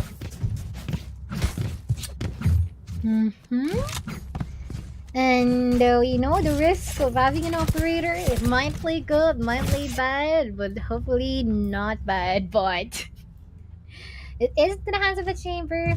It is ideal. Time is gonna be kicking in, or rather, a tech pause, since you're having some connectivity issues. Gonna be waiting for that, but so far, actually, in my honest opinion, I find it a bit fair that both of them almost has the same lineup. It's just a difference that a breach is more on aggression and the sky is more on the side of pinpointing specific positions of each agent on the opposing side. So I guess it is a fair matchup, but so far with the rifles that they currently have, hopefully they will win once again. Save themselves a couple of bucks. How dare they have a tech pause right now?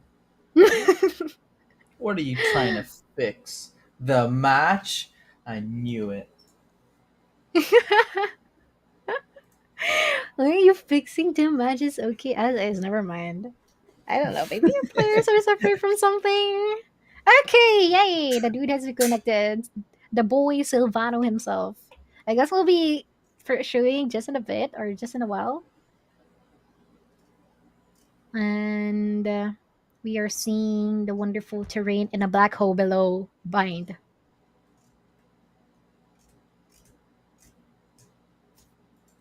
Dive into nothingness. Inhale and The exhale. play. Type it to nothingness. Getting bleak around Appreciate here. the tranquility. Wait.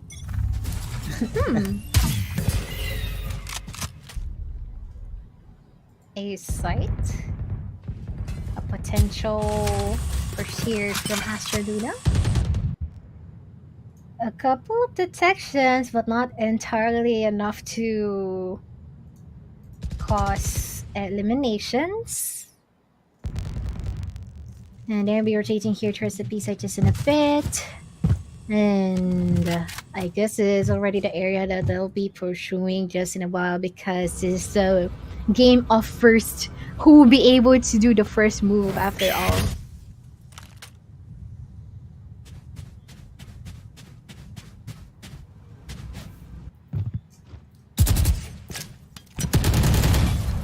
Presence towards the showers, but won't be overcommitting. This is going to be, should be, a rotate from the B long position over to an A take through showers.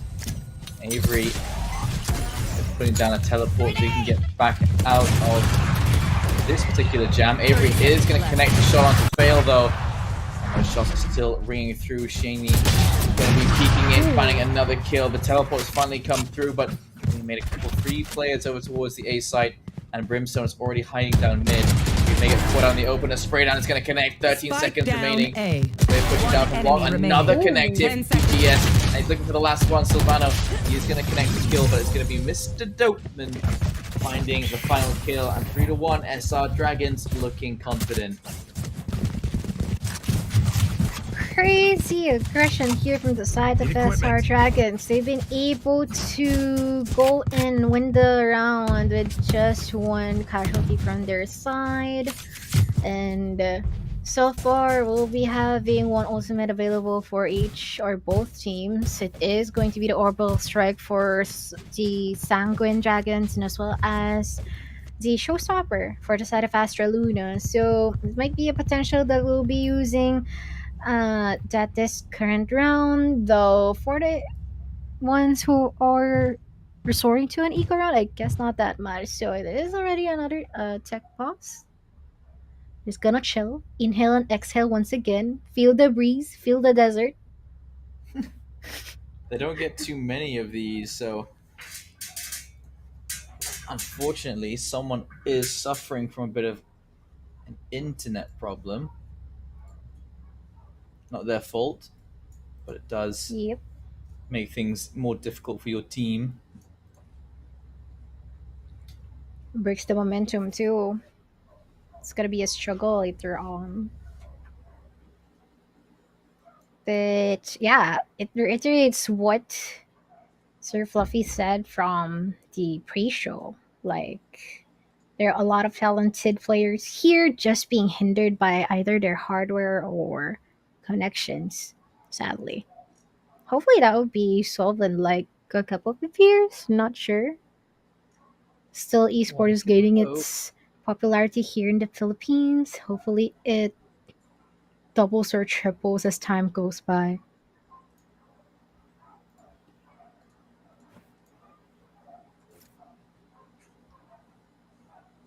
1 minute left on the timer for disconnections. Oh no.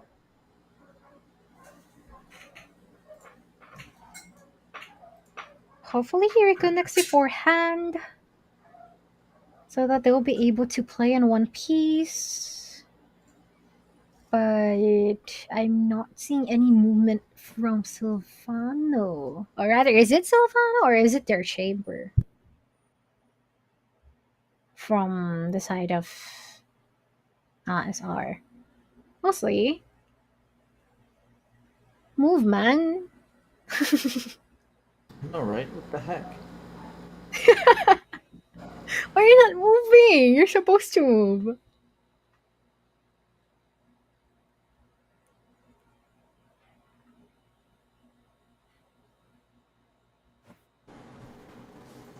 $30 seconds. Oh dear, Just they're running out of time. Oh my. They're actually gonna have to play 4 versus 5. Okay, they're good. There you go. Oh, they just happen to be ready before the timer runs out. What a coincidence. What if it has been planned all along? We're not Really? sure, but it might be the possible case. She We all know having a it. bit of interaction with someone at the long, but will be disengaging abruptly. Spotting someone at the corner. Right. Got info. What? Oh, okay. Crispy shot from Solrak once again. For the 3rd time around. From earlier games.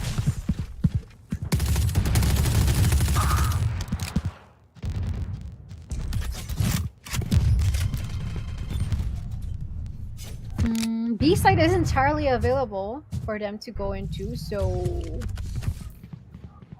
it would be nice of them to go there. But Blade though, better bloodlines executing one. That means there is going to be an advantage for the side of Astra Luna the moment that they put the spike down. Possibilities for them 30 to go seconds for left. that commitment. And will be able to do what it takes and take full responsibility from that. But so far though, Avery with the operator as well will be able to secure one. But oh my, there's a lot of shots on them connecting from Twin, from the headhunter. But this is already a win for the side of SR Dragons, just that fast. They're able to make up with the tech bots that they have earlier. Pretty quick. Out of charges. Ah, so suddenly, after they resume, right before the pause runs out, they're able to win a round. What is that? Well played still. SR Dragons now.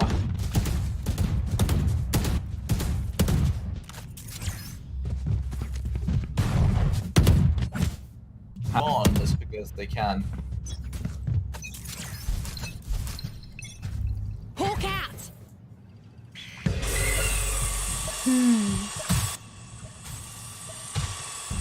Three swipe.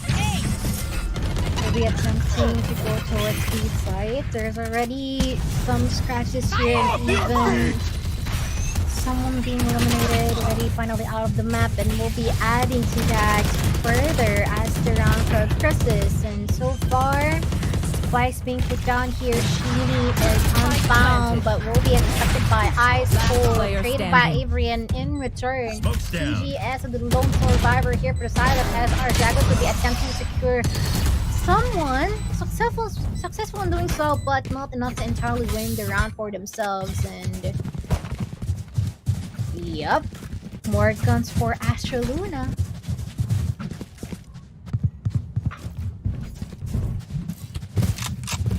And the money's starting to dwindle a little bit for SR Dragons, suddenly not feeling as confident as they were. They are so dead. So on that fight back, trying to do a bit of damage control. Better late than never. And Silvano seems to be a big part of that success as Blade immediately caught, pushing too deep. And nice shot there from Quinn as well, catching PGFC rushes inside of the showers. This sudden resurgence from Astra Luna making them look very good indeed. Very great, very good, but not that good for SR Dragons, as it might actually be a struggle for them to go for a retake, and with a high risk of actually failing in doing so. But let's not cut this short. Hopefully I'm wrong, but I guess not. That's such quick executions here from the side of Astra Luna, being able to do it in less than 5 seconds, securing all 3 in a row. But for SR Dragons though, it might be a bit of a struggle. Like if ever that they'll be losing this round, they'll be forced to go in eco next time. But they have a couple of ultimates to work with, which is respectively the Hunter's Fury as well as the Showstopper. So it would be great for them to utilize this to its full potential. But this time, Astronaut's Vouch is going towards the B site, shifting their play. Oh, Sheeny using a Trailblazer from that up close. That's not going to work out at all. Avery is there for a response though. Quinn answering back with the operator is going to connect. Carlos is going to be finding Avery now into the 2 versus 4.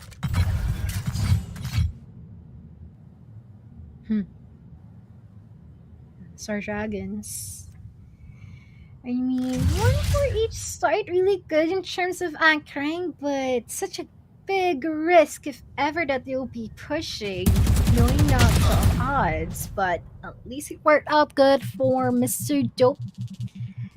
Really dope indeed, but you really have to play this slow. I mean, they still have 40 seconds. At the moment the 30 seconds reaches, that would just mean that they have to decide as fast as possible. They still have a lot of utilities to work with. The arrows, the tour de force, and etc.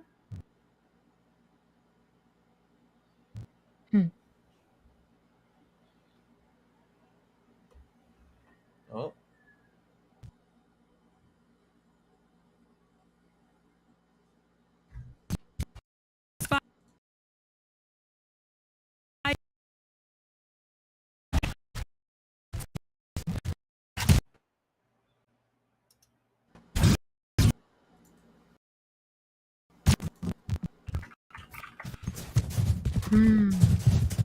Thanks.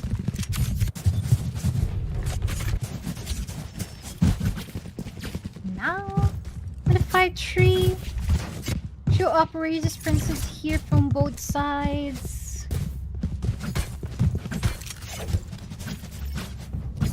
But so far, it is a half shield here for Avery. I mean, it is okay because he has the Res des Bois, like what Jaeger said from earlier. Let's go. Yeah, the Res des Bois.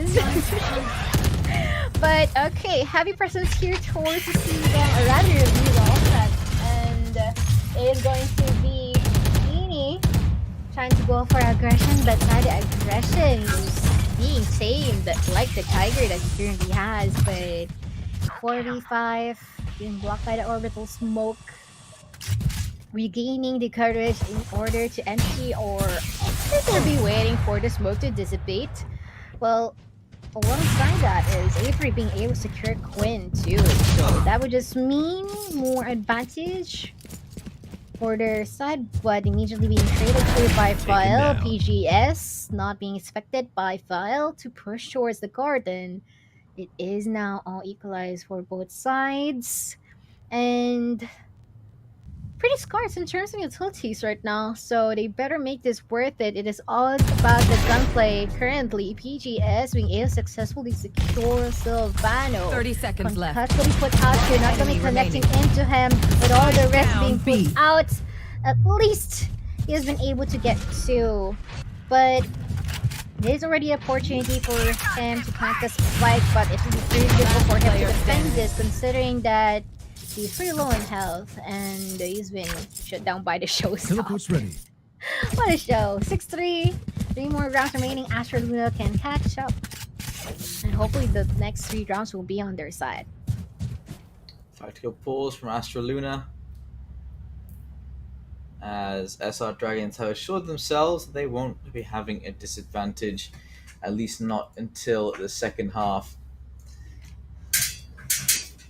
And so, for now, as this time is brought to you by Rapu, Astro Luna need to limit the damage coming their way.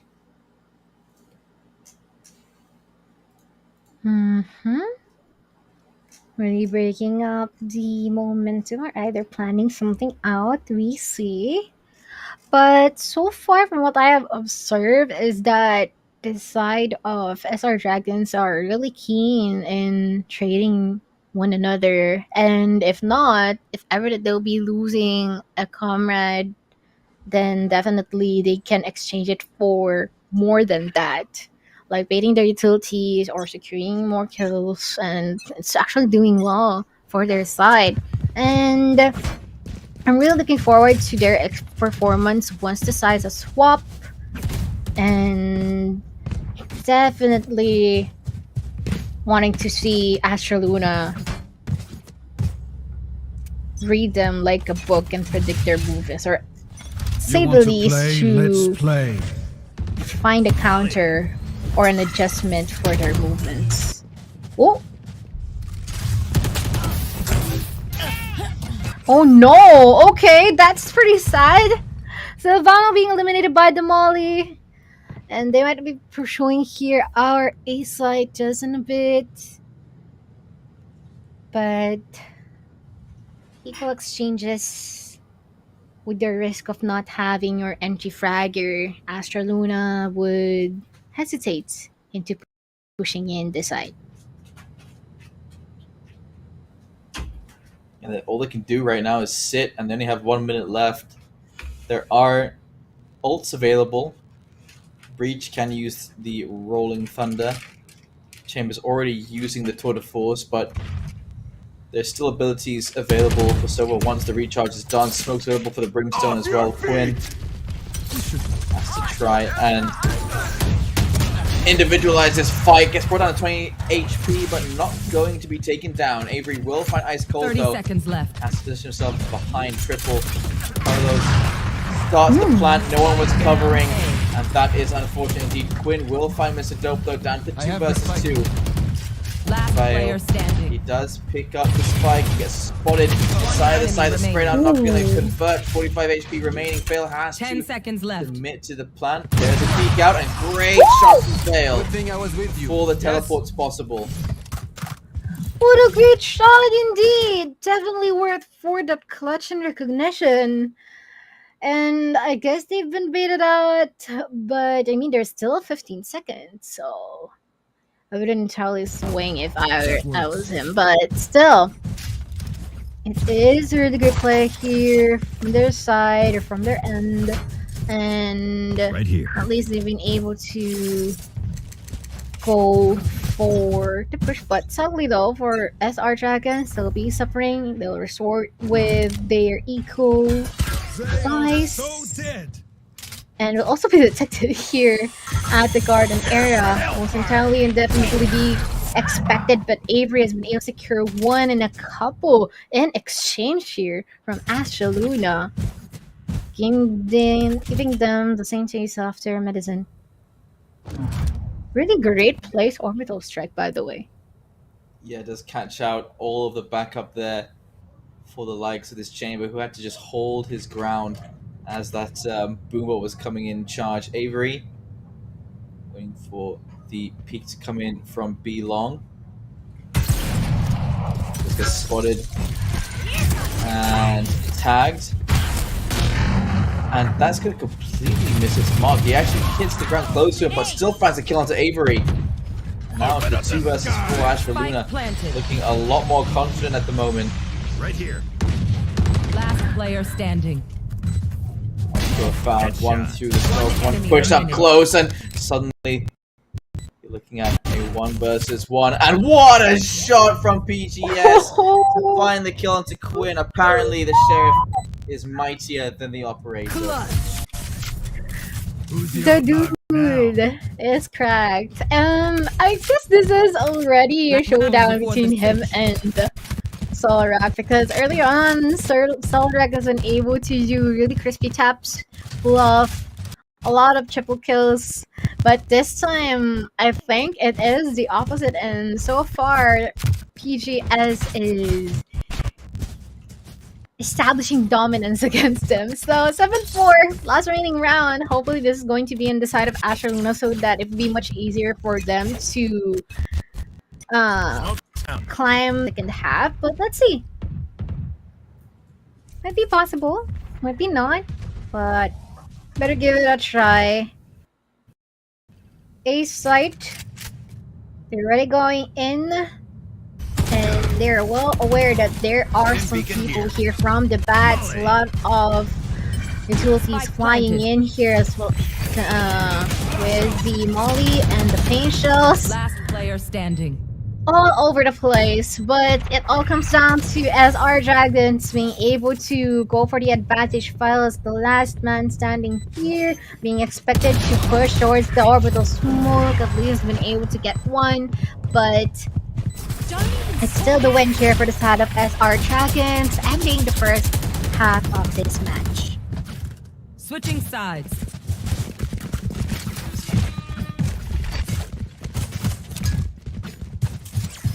A full scoreline is definitely something to work with, especially on the attacker side. I need a drop. Astra Luna, they were struggling on that attacker side because they couldn't make enough space for their utility. They were only winning rounds where there were gaps in the defenses, where those operators and those sprays could connect very well. So here, SR Dragons, they set the pace. They'll be the ones deciding when these conflicts happen. Astra Luna need to put up a much stronger defense than they were on previous maps.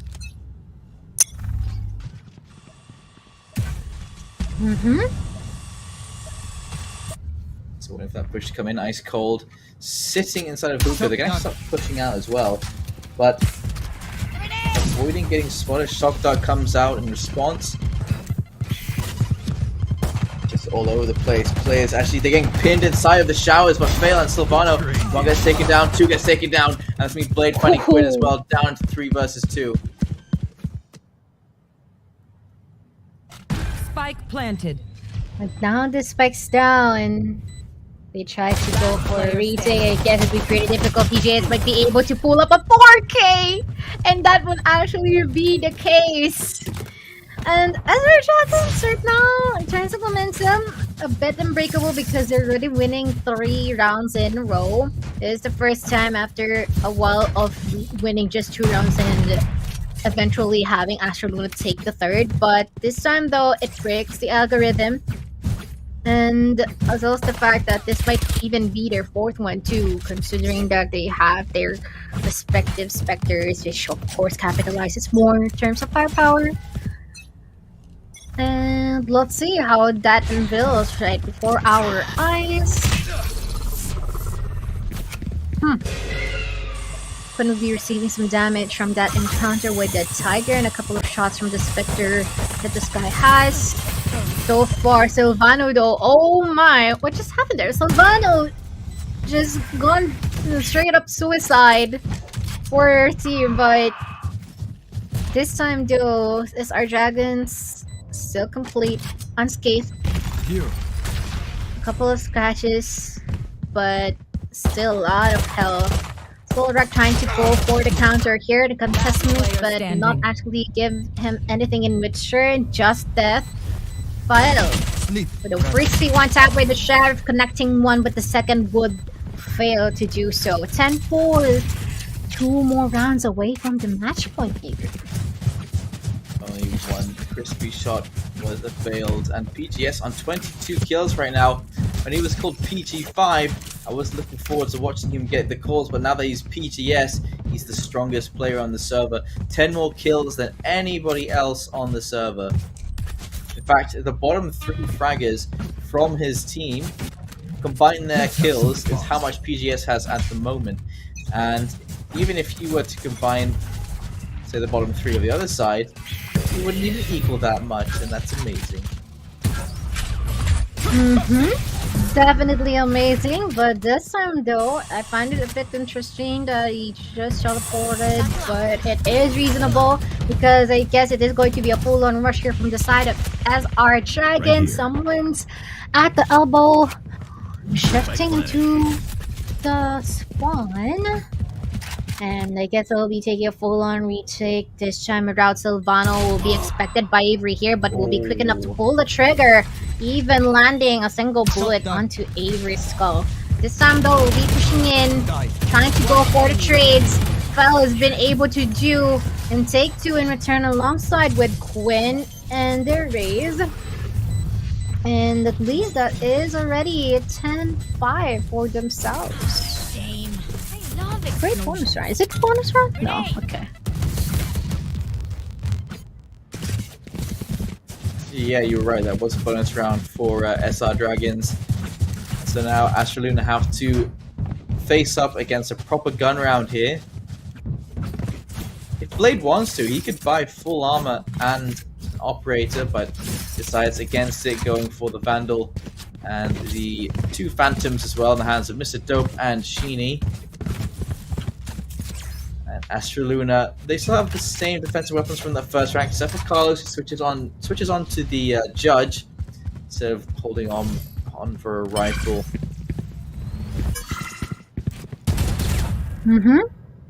But speaking of rifle shots, just gonna be let out, not gonna be connecting to anyone. Orbital strike already activated here at the lamps. Hunter connecting onto PGS and Charlie being eliminated out of this round. And we are having a lot of members here at the back, but really playing it safe and waiting for anyone to push through. Blade as a lone survivor for the side of SR Dragons, might be able to pull off a 3K or potential ace if ever he'll be expecting Solrak. I guess not. And they'll be shut down with the Judge straight into his face. 10-6. Narrowing down the rounds. Great. Astraluna trying to make a recovery play here. And SR Dragons, they're on those pistols. Oh, Blade hovers on top of the Vandal for a moment, but will commit to the Sheriff as well with full armor.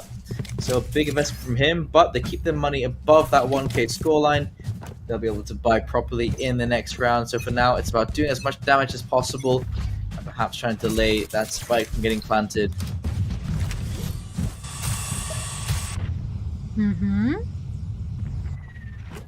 But there's still a lot of time left. They use the Molly in order to gain some time if ever they'll be expecting him to go here at the B site. Really good angle here from Fael though, being able to secure Blade. And so far, Quinn at the teleporter, most likely going to be expected here with a couple of members here from the side of SR Dragons. PGS going for the peak, not connecting that shot, but he'll be able to teleport out of there. And that's going to be Solrak being able to secure Mr. Dope.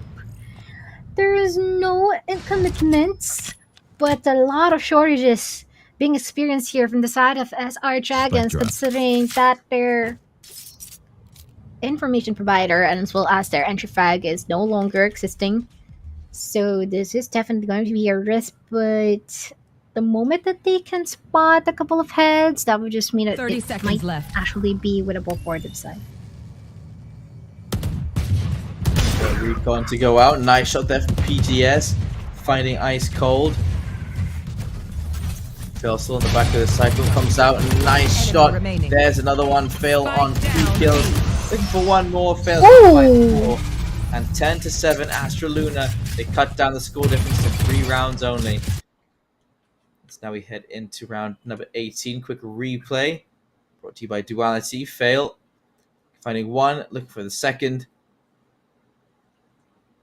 And finally, number 4, Fail.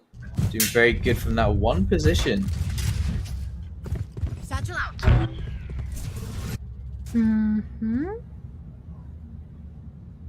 Good angling by Silvano though. Seeker is actually available for SR Dragons, so that is a good thing. And of course, it is already an opportunity for them to pursue, but sadly they're being blocked by the orbital smoke that's been placed here by Astra Luna. Blade though still goes for the retaliation, pushing through, trying to go for the free fires and the wall bangs possible in order to deplete the health that Solrak has. And now 10 HP remaining. Avery has been able to go for 1. And that would just mean that it is almost a 3v5 because just in a bit more that Brimstone is already going to be eliminated. Just one more cuff. But Silvano though. Oh my. Couple of members already done for Astra Luna. And they might be rotating towards the A site, but sadly everyone is at B. What's these mind games? Hello? Avery pulling off a 3k. I've got your Even trail. teleporting towards the B site, making it entirely available for themselves. Playing this as methodical as ever, but still establishing respect for the opposing side. Quinn though, with the operator, will be securing his mirror match, Avery. And in return, it is going to be a possibility for them to actually narrow this down, get a couple of exit frags if they're confident enough to push through and try to offer a retake, but I guess not anymore, as I Am Mr. Dope will be pushing forward, accompanied by the guiding lights that are put out here by Sheeny.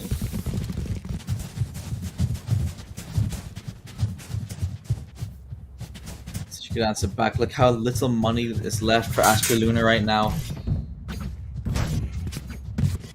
Money fully reset. Bonus money not going to be enough on the next round. They're going to have to force buy if Astra Luna lose this round. They are so dead. And so SR Dragons, Satchel out. they need to be confident. They need You to want know. to play? Let's play. They need to be very deliberate about winning this game right now. Silvano gets aggressive, finds one kill. Avery is there for a response. Iso's going to find PGS. Back into 3 versus 4. Just open, catching one more kill. Trying to back away, realizing there's too many to deal with there. Back in 3 versus 3. Low HP now for 2 members of SR Dragons.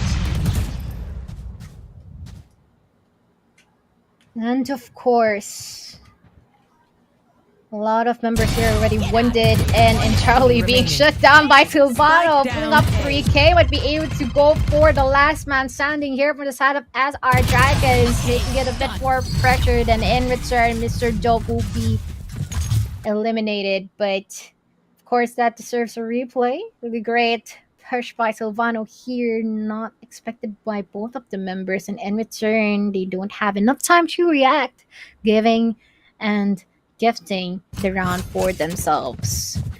One more round before the match point here, but they still have the operator here in the hands of Quinn. So far with the 3 operator occurrences here at this current match, they've been able to secure some frags, but not actually well rewarded. So let's see if they'll be able to break the streak this time around and have the advantage for themselves. Catch that first peek. Blade does spot the chamber, misses the shot though and backs away. And Quinn taking a bit of cover from that mid position.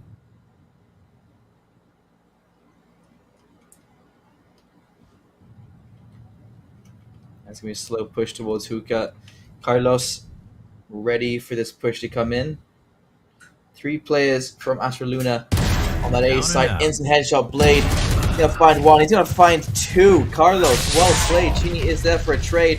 Out comes the Rolling Thunder and spotted down in long. Dopeman cuts out. Damage being taken out of 61 HP. He's going to find 1 more down to the 1 versus 3. And what a defense being put up here by Astra Luna.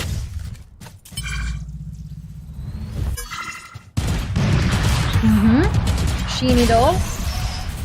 Well, they could have addressed it in a number of ways, but Sal gets just cornered considering that he's out in the open. And in return, he's been even able to hand down a round here for the side of Astra Luna. Another timeout is going to be coming in from SR Dragons, and I believe this is our third. Is it our third timeout or second? I may not recall. But anyways, yeah, it is their second timeout. So reset. This has to be the third. This has to be the third. There was a disconnect and another one, and then now another one. Right? Okay. Oh my. Okay.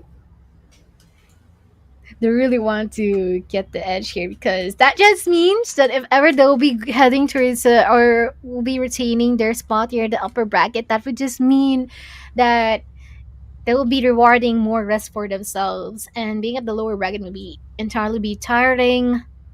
So better make it count. Win this round or suffer in the long run. Or suffer or win this match rather. Suffer. Right here. Here we go, back into it. As you said, 11-9, the scoreline. I'll find them. Looking to get that match point, looking to close the gap. Scanning ahead. Take flight. Will they actually be able to close the gap though? We're about to find out. Drone's gonna be out here detecting the Razor's angle here at the triple. But I don't think that they are well aware that someone's at the bats. Quinn being able to secure one as well as the Hunter's Fury. And we will be seeing if the Showstopper will be able to do the same thing. I guess not. Teleporter will be, or rather the teleport will be faster. And so far, with all of the utility usage, it made it more favorable for the side of Astra Luna. And before, it is pretty far in terms of gaps, but now it's just one more round remaining and we'll be able to go for an 11-11. Hopefully they were able to go and wish that this would be an overtime, but it is indeed a possibility.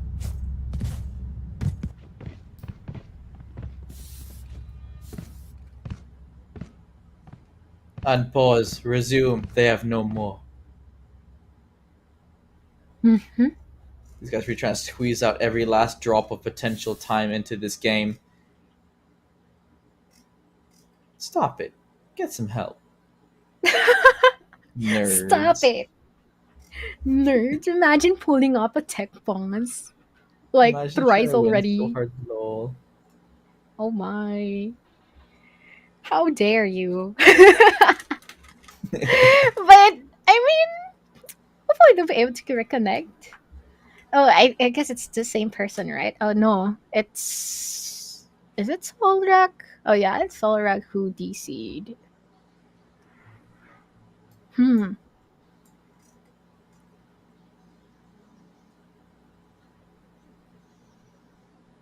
11-10 though. So if ever they'll be able to put this up into an overtime, that will be great. Though there's another match coming up, so it's not encouraged. But I guess it's PGS who reconnected. Yeah, my bad. And now he's already here, and we'll be starting towards our 22nd round just in a bit, with a couple of ultimates available for SR Dragons to use if ever they were badly craving the match point for themselves.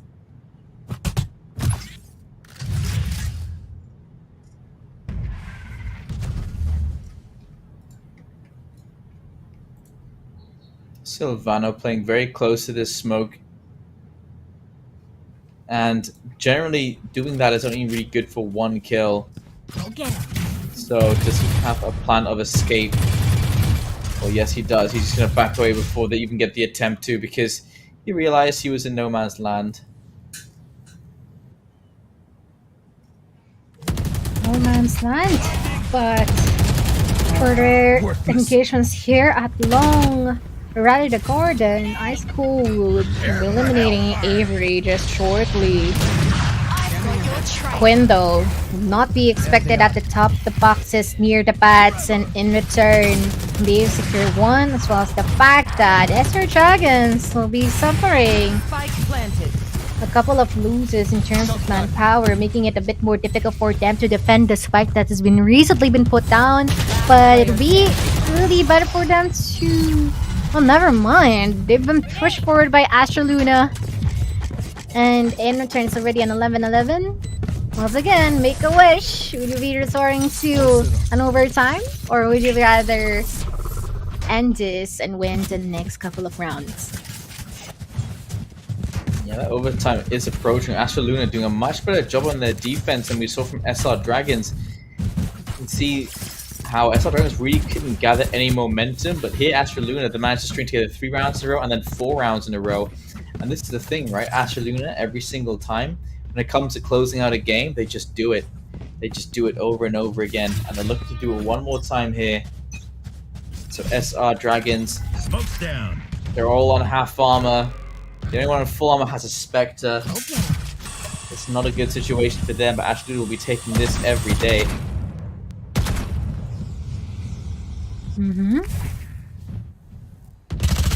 Every day, all night. Tiger not going to be detecting them, and it's going to be one at the site. But there's a lot of ultimate, or rather a lot of utilities that can be used here by their breach from Master Luna, so that is great. But Solrock just actually executing in everyone in return, and they'll be heading towards the A site and try and go for it, but there are a couple of members that they had to look out for here. Really adjusting on which side they should actually push into, contemplating, but in the end, Sheeny is the last survivor for the side of SR Dragons and can be caught off guard here by the operator, trying to go for the Chiggles, but will be pushed forward and in return will be suffering the headhunter shot from Quinn. Astra Luna being 5 victorious. Yeah, it's 5 shots. But at least they've been able to secure a kill. I mean, that's what matters. Just It's tapped bit 5 of a times, struggle. hope for the best. It's a small, Yeah. it's a small spray and pray, but for their final it's not potential even a round, spray. yes, It's a tap tap. and pray. Yeah. 4 Spectres, their last Let possible us hunt. attempt here at closing out this game, and Astra Luna have everything they need to secure themselves a win here. And from a 4-8 half to now leading 1 point on match point, SR Dragon's going to be a little bit perhaps frustrated with themselves. Possibly. That may be the case. But I think it is also a struggle in terms of connectivity issues. But this time though, Quinn still aggressive as ever, pushing in, securing a really good spot of whoever crosses down that operator, missed but that? sadly the shot not gonna connecting. Yeah, but ooh, okay, good counter. Nakabawi. Showstar are gonna be in, popping it out. Sheeny will be eliminated, and as well as followed by the orbital strike. Revealing Get play. 3 more people for the side of SR Dragons will be able to secure this, but I guess they're being a bit reckless here. Sylvan already down here, and they'll try and go for the push. Essentially, they 30 have no seconds choice. 30 seconds left. They have to commit into the A side, but the orbital smoke is blocking their way. 2 people here by the lamps. remaining.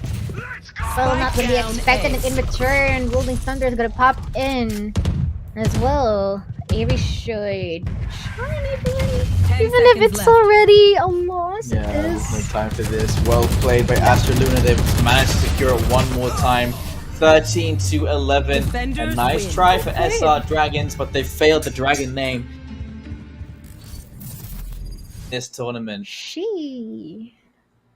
Well play for both the teams. I mean, I really like how the side of Astra has been able to adjust. I mean, earlier on during the first round, they're having some difficulties in trying to coordinate with one another, considering that once again, the side of Dragons are really big on trading, and their trades even offers more than one. So I guess it is really great that they've been able to adjust during the second half, and as well as the fact of how they were able to what do you call this? Think it through rather in pushing it to a specific site. They've been more careful than earlier, and in return, they're well rewarded.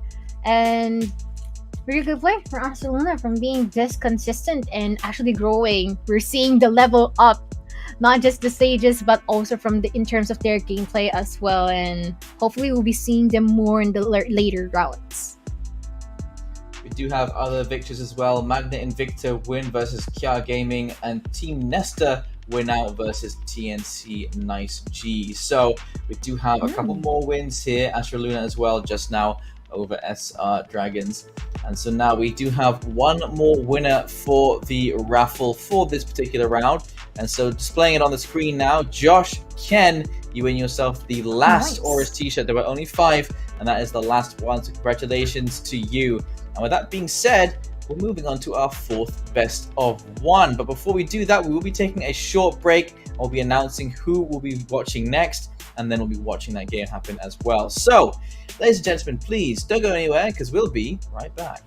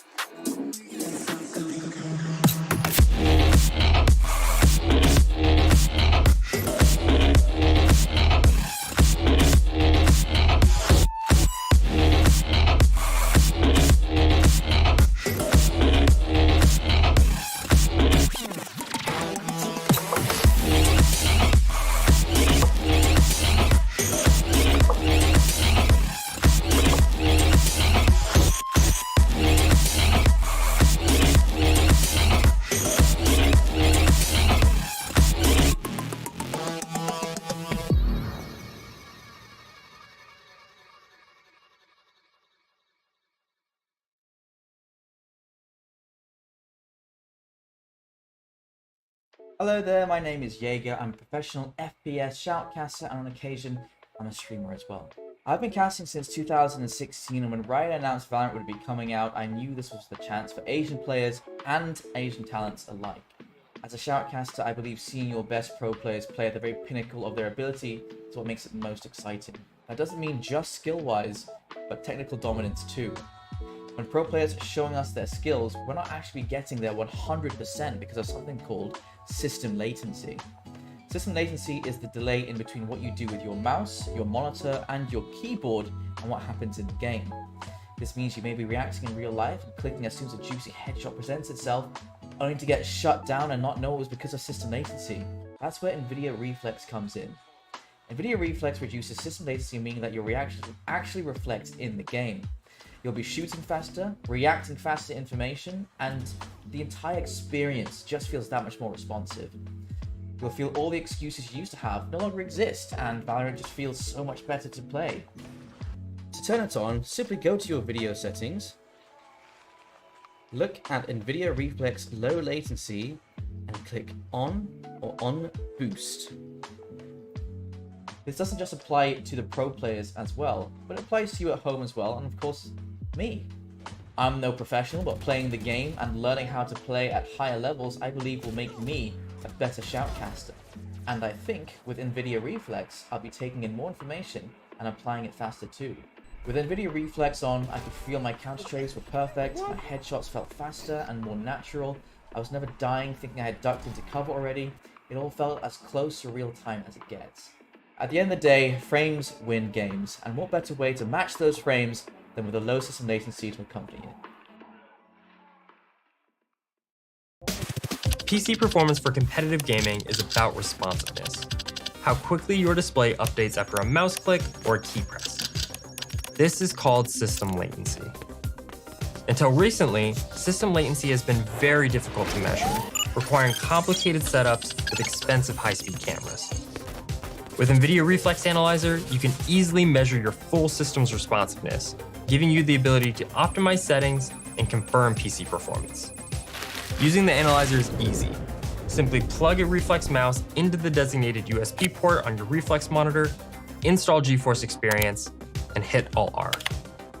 While playing a Reflex-enabled game, you will see system latency reported each time you click the mouse. Check out the latest additions to the Reflex-compatible family and stride confidently into battle.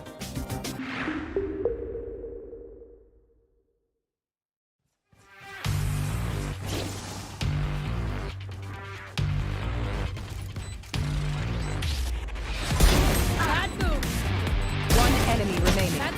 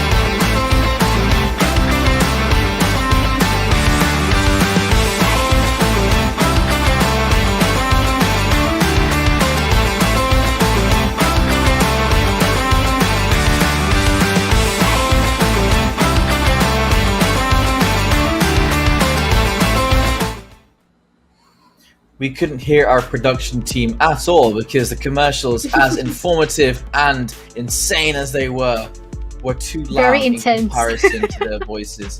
And so we're not sure if the next game is starting now or later. We have our map features ready to go, so that's what you're going to be seeing coming up in just a minute. But the team's going up next. Meet Your Maker versus Demon Dogs Diablos. Ooh. Interesting. So, Haven Meet gone, Your Ascent Maker. gone, Bind gone, Breeze gone, Fracture, Ooh, Icebox, Split remaining, and that is going to be our last map of the day. Serving it up Gary's way, and you're going to be having that coming your way in just a minute as well. So the Agent Select will be coming up in just a minute. Meet Your Maker, made up of the likes of Meet Your Maker, Shintaro, Lalise, Sedori, Too Easy for Donsky, and KDR. And for El Diablo, it's going to be Labo, it's going to be Makidel, it's going to be Wapnu, Neostax, and Savior. What do I expect? Absolutely nothing, but I think El Diablo should do well. They did beat Demon Dogs D's, which is made up of Yangs and Five and Trixo and Nat and Santa. So I think they should stand a pretty good chance here as well. So here they are: Neostack, Savior, Wapnu, Takashi, and Makidel. They're actually playing with one of the standards. On the other side, Lost Boy, Ryan, Aim Too Fast, Leia, and Dragon Ball. Completely different names that I said out earlier, because perhaps they also have a couple of backups as well. It comes to Split. The duelist right now to be looking for would likely be the Raze, considering Jet has had the nerf and people are still getting used to her, but Jet's really never been the main duelist for this map. Other than that, I think you have pretty much any choice that you want. Sova has become almost essential for every single map that we have. So you may be seeing a couple of Sovas, but Ray is always good for the info, perhaps a KO, more often than not a Breach or a Sky. Control is always nice to have an Omen on this map. Brimstone, yes, can be as well. But what I don't want to see is any kind of potential Vipers here. Astra is actually a very good controller here as well. And you know what? While you're just saying everything, I am gonna miss Split because I remember that this patch it's no longer there. I don't know if that is true, but they said that Split will be replaced by Pearl, and I played at Pearl and it's really confusing because there's a lot of space that you have to occupy and look out for. But once again, Split, I guess this is going to be one of the last matches that I'll be casting this map, and this better be worth it, considering that we'll be having these two teams who might actually be great teams since they've managed to come this far. But so far, Demon Dogs El Diablos will be having two Sentinels, respectively a Sage and as well as a Killjoy, and as well as Initiator, which is a Sky, Controller, which is their Astra, and a Raze. And not gonna lie, it is pretty great to have a Raze in a Split map, and of course it would just mean that they'll be having more advantage in prowess in terms of their entries and clearing up all the corners possible. Here, on the other hand, Meet Your Maker, they'll be focusing more with the flexibility in terms of rotation, considering that they have the Omen in the mix. I'm not quite sure if it's going to be aggressive or not, but we'll be having two Sentinels on their end as well, and a tremendous amount of pickup potential, considering that the Chamber is also existing on their side. But so far, actually, both teams are well balanced, respectively prioritizing their priority and of course the way that they play. And I'm really looking forward of how these two strategies may actually clash against one another as the match progresses.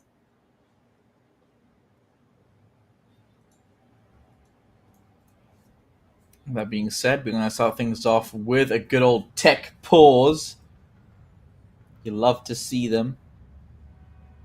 Just kidding. No, you don't. And as soon as they are ready, so shall we be. Who has disconnected here? Everyone seems to be in play. Everyone's moved out of spawn, but yeah, there you go.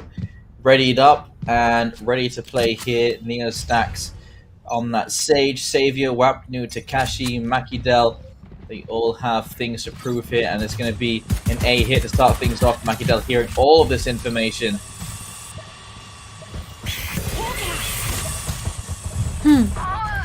Without So, knocking them. okay. A lot of action happening here from both sides, though. 4v4, aim too fast, definitely eliminated Neo that fast, but a lot of information coming up from Savior. Our Savior, I wonder if he'll be able to win this round for themselves, and it'll be saved by him, but so far, with how fast they were able to commit and rotate here towards the B side, I think that it'd be pretty difficult for Savior to actually do something. At least they are on this together. He is with Makidel, but the dragon is still here once again, and really great bait there. In return, aim too fast, been able to pull up a 4K. What a great way to start this match. Yeah, aim too fast. You can see the SV in his name, and I wonder if that stands for SV as in the Empire, considering that was a very good team. And if Demon Dogs, El Diabolos, have picked up 2 SV members, that would be very good from ARF and LNR. We are seeing a lot of different team initials here that don't really line up with DDL. So, yes, it's hard to say who they're really made up of, but they have started things off very well here over on Meet Your Makers, as Lost Boy has caught out the likes of Makidel and Wapnu. Still continuing on this pistol. Irishmore can find nothing, no damage submitted there. Aim fast, finding a third kill. Pushes into the spawn. Out comes the Shorty. He overestimated the distance between them, and he finds himself another kill. Meet Your Makers 2-0, and now rifles out for D. Demon Dogs, Diabolos, Dragons, Dungeons. Dungeons and Dragons.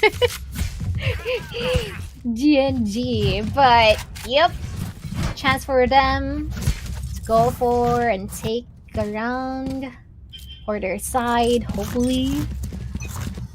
But this might actually be a good bonus round for Meet Your Maker. We're not quite sure, but let's see. Target's gonna connect onto Makidel, be forced to receive that stun. But Wapnu will be able to go for Lost Boy. And so far, a lot of action by the Rams and Leia with the hands under.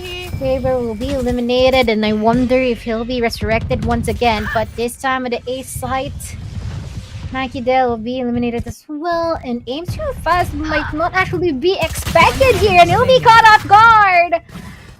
And there's going to be a 1v4 Takashi. I doubt that you can do something else because it's a 1v4. I mean, you can go for exit frags, but you're too with far. that attitude, let's go. Takashi rushes in, gets a double headshot, taps the spike, gets another headshot, puts a smoke down, gets all 4 kills. Clutch, DDL Diablos, 1-2. Man,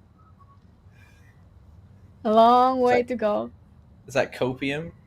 No, there's still Copium? time. You don't know. Yeah, he's gonna Takashi, you're throwing, dude. You're throwing. Imagine throwing. Toxic. Report. Imagine reporting someone in a tournament. I know. What? You're throwing. You're throwing. It's okay. 0-3. Well, so far, no answer from the side of DJ El Diablos as of the moment. And Meet Your Maker is about to hit the 9K. on their economy per person. Imagine if that's real money. What a dream.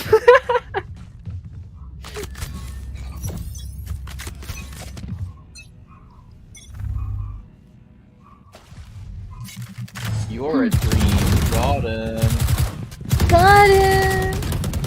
Leia, best Disney princess, by the way. What a cute name. Oh! 360 Tiger! Before even inflicting rabies. Crazy. cool flip, man. But A dog. Can you imagine that's how you get rabies? Because some dog was doing 360s near you. that's so random, and I don't know why I laugh that much because of it. But Maki though, with the stinger.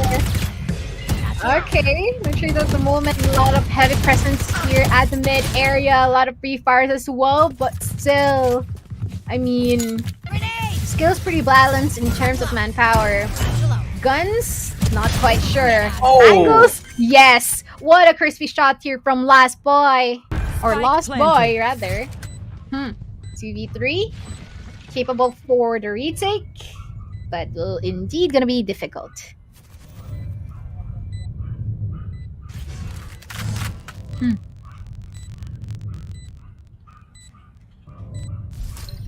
Poke out. Last player standing. Oh, Wapno. Your head? I guess not. Lost Boy in 3K. And immediately 0-4. There's gonna be a replay of that encounter. Man, this satchel is too perfect. The head tap as well. Really great. You knew exactly where to put that crosshair. That was very well played. 4-0 right now. Meet your maker. They are feeling very confident in this game, and at the moment, Ryan doesn't even have to play. He has 0 kills. He's just like, yeah, go on, have fun, Omen. Aim too fast. He's literally named himself after his skill. He's just killing them before they can even respond. Incredible. But oh no, okay. Silver will try and go for a peek. And pick? No, he's been picked off instead. Aim too fast, really too quick on the trigger, as well as the Ferrari peaks being rampant for himself. But so far it's going to be him not being able to check the corners, but he'll be shut down in an immediate trade from Ryan. Enemy Is this Ryan Reynolds? Never mind. But so far the 2v3. You wish. recalling my boss. You wish. I Spike wish planted. too. Oh my, Tiger. Not gonna be Hi, biting Ryan. anyone. Hi, Ryan. Hey, Ryan. Oh! Okay. Good kill. Very Dragon winnable. Ball. Yep, might be the dragon buff that we are anticipating earlier, but sadly did not materialize. So this is a chance for them to actually take this hit. One enemy But they're remaining. still pushing through. Ryan from the back line. They'll be cornered here. Scary. Wapnu. Oh my, R.I.P. the last 2 remaining people from El Diablos earlier. That's a very scary position to be in. Wapnu stuck in the corner on top of a half-diffused, spike. Oh, exchanging skins. I like how they're like putting out skins like, you see this prime? You want it? Go buy it. Not gonna giving it to you. Fun. Ace sight? With the guiding light, not connecting to anyone. I mean, there's a lot of utilities being put out here. And they might be pushing just in a bit. But they might actually be baiting that. Yup, that might be the case. Leia from all the way from B side has been able to secure.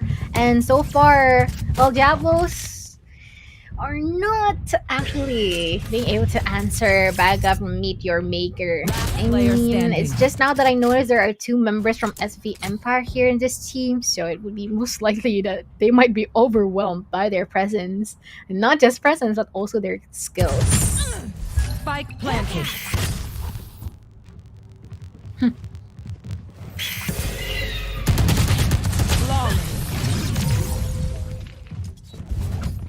Sheesh. Speed running last game much? 6-0 much? Nerd. Nerd! What a nerd! Meteor Maker is such a nerd. Imagine having like a 0-6 in your match. What if a 13-1? What a nerd! Double the nerd. 13-0? Nerd? Nerd? Oh, wait, check out that 13k real quick. Nerd overload! Nerd alert! Anyways, okay. Concuss. What just happened to the tiger? But yeah, heavy presence here at the mills or the mid area. No one's trying to go for a flank. They're just anchoring their own respective angles and positions. Preferably here at the B tower. But I guess I'll be backing out, well aware that there will be a lot more people here at the B site than expected, and they'll be shifting towards the A site instead. Choose your poison. Hopefully the less potent one. They'll be dispersing just in a while, setting the site up for themselves. Mackie Dell will be able to do anything, as well as Wapnu just standing in the corner and will eventually be eliminated by Last Boy in a blink of an eye. Leia just popping off already with the 3k Resurrection acting that has of Neo stacks, but would have no chance in actually activating it since there are no bodies within his reach. 0-7 already. Meteor Maker, this is... I don't know. I don't want to say it. Maybe later, but this might be a pass. 7 window. Wait, I haven't had a single 7-1 scoreline today. Please let this be the one, because you love to see it. It's called Brazil BRA71L. Oh You want to my. play? Let's We'll play. see. Maybe DDL Diablos might have the chance to get one. But the moment they got freaks against them, it is Never already a mind. struggle. Too Oh fast, my. It's too fast. It's too fast, man. Look at this clutch. Takashi 1 versus 5 with a sheriff. Oh no, he has to avoid the boom bot. They'll know where he is. I think he made noise just then as well. Yeah, a They lot know of exactly projects where he being is. leaked. Oh, Gun here. oh, we've seen be this before, flawless. man. We've seen this before. We've seen this before. This is a clutch. Yeah, this is This gonna is be a a clutch. stay in his spawn again. Let's go. Let's go. Pushing in. You're gonna Yo. push though. Dude. Yo, spawn save. Let's go. Here he is again. Takeshi going to his favorite spot to hold on to a Vandal from the enemy team. This is what his game is about. It's not about winning. It's about stealing as many Vandals as possible and surviving. And it is a plus if ever that he'll be getting skins with it. That's true. Yeah, you got a little Prime Vandal here. You know, you might as well. El Diabolos. Stealing Vandals since 2022. Yes, sir. Recently established, but everyone here from Meteor Maker, I assume, has pro experience because from the way that we move, I don't know. I mean, it's just the gunfights and overall motor and mechanical skills that they currently possess. Because look at that, aim too fast. Forget aiming too fast. You're eliminating them and speedrunning this match too fast.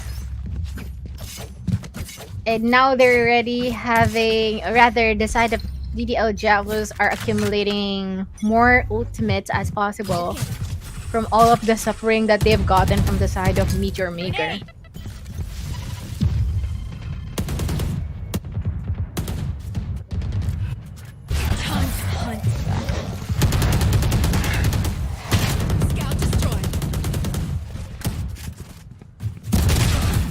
Oh, nice headshot there from Leia. Boombot follows up. They just keep repeating the same thing and it keeps working. And the thing is, if there's nothing to fix, you don't have to change anything. So until DD Le Diablos figure out how to counter these pushes that are coming in, even this move we've seen it before. If they don't figure out how to fix this, it's gonna be straight up a 12-0. Spike planted. Definitely. Oh, Takashi though, okay. Managed to get 2. There's a chance for them to go for a retake here, and really good placement of the lockdown as well. But it's too short, in my opinion.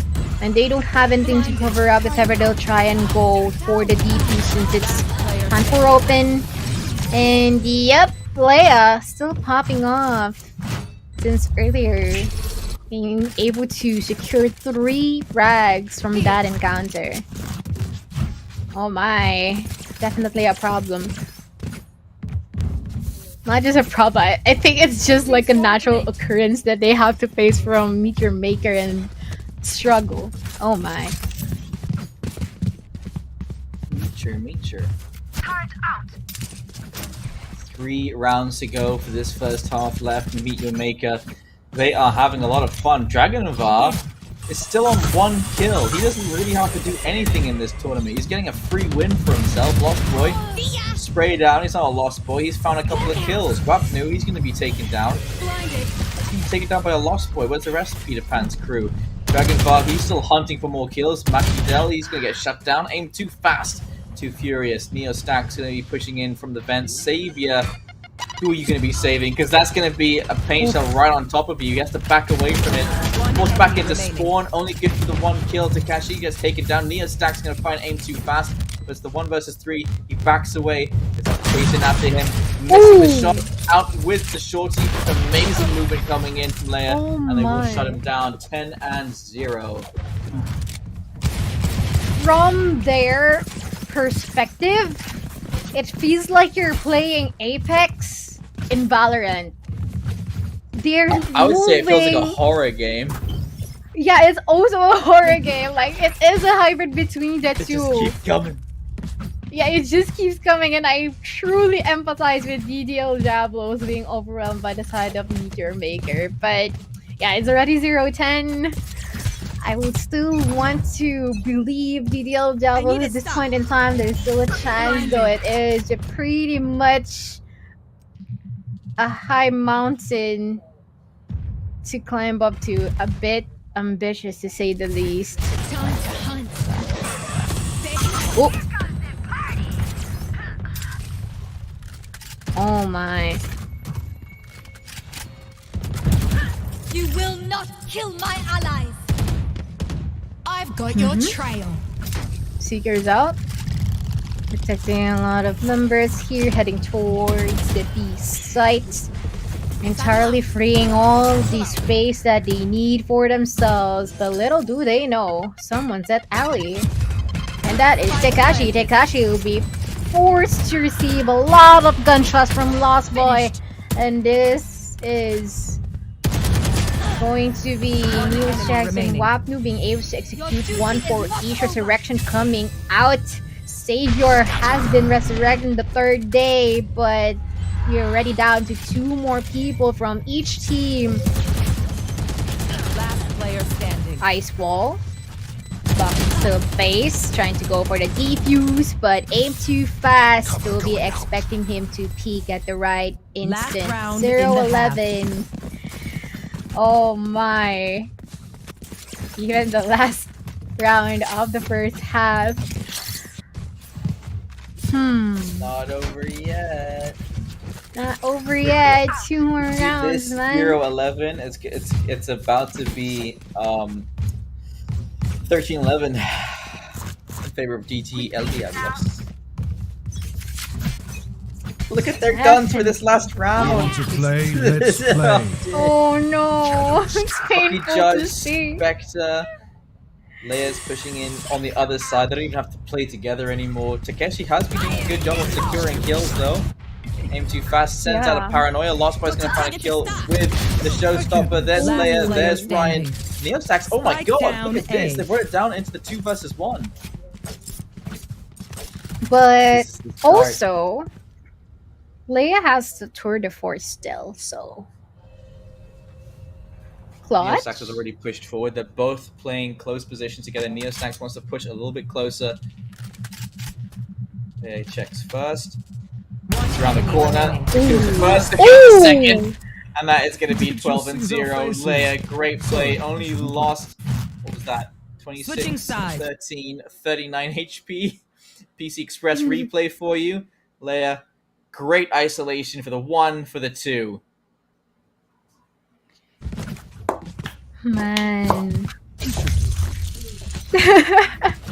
One more round remaining. These guys have no mercy. Their score is 12-0. And Dragon Bar What a has 1 nerd. kill. 8 assists for Ryan as well. What's the tryhards? The tryhards. Imagine trying hard.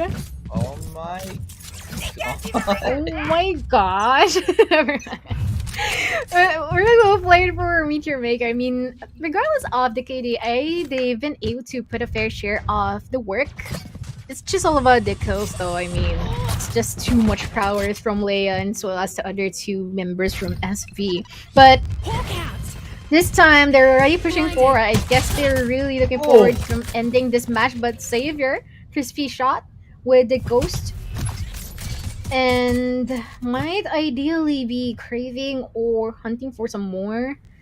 They'll be shifting towards the A site, though, entirely available for DDL Diablos to go into. And of course, is already aimed too fast, shifting his position onto the side as well, just to serve as an anchor. And if Eric will be going down, he'll be able to take someone down with him. Paranoia already put it out here, still just hiding at the billboard, expecting 1, expecting 2, and might potentially be another, but it'll be shut down by Ground War, and the last one will be taken in by Lost Boy. For this match, congratulations to Meteor Maker, and this is a free pass for advancing forward our later stages. I mean, what can you really say about that? 13-0 at the 4th stage of the tournament. Meteor Maker, I don't know how their games went up to this point, but it looks like we chose all the games with like the closest matches, and then for our final game, we got couldn't be further from close, right? We got a 13-11 like a couple of times there. This time it's a 13-0. Just outplayed. Meteor Maker is really on their own level, and it's not the first time you've seen them do this. Meteor Maker, they time and time again they do this, but they don't get as much coverage as they should because they don't have a big org behind them. So that's why they don't really get featured too often. But you can see there the players doing their thing.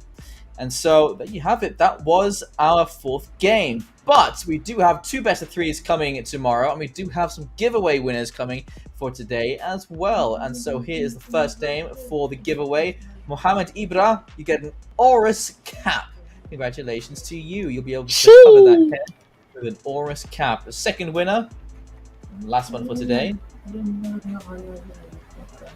Tomorrow will be the keyboard, headset, the mouse. Oh, the peripherals for tomorrow.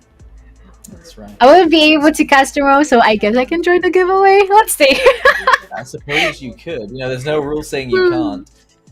It is the next winner, Jars de Lumen, and Aorus gloves. And so congratulations to you. You've got a pair of Aorus gloves. Make sure you protect your hands from gamer juices, pains, and potential injuries as well. So gamer juices.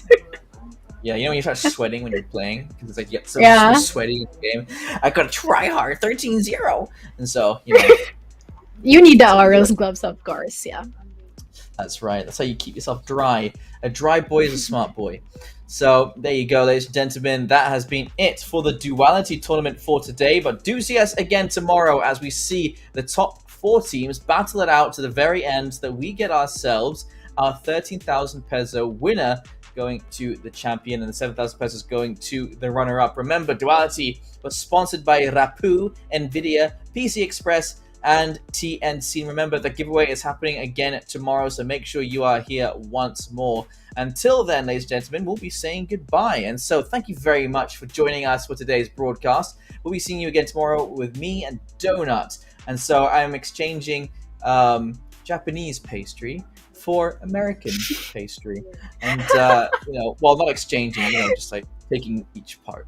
So there you go. Ladies and gentlemen, please enjoy yourselves. You can make a mochi a mochi donut now that I think about it. So to be fair, you could both be donuts and both be mochi. Nice. But yes, see you tomorrow and enjoy the rest of your evening. Bye-bye. Bye.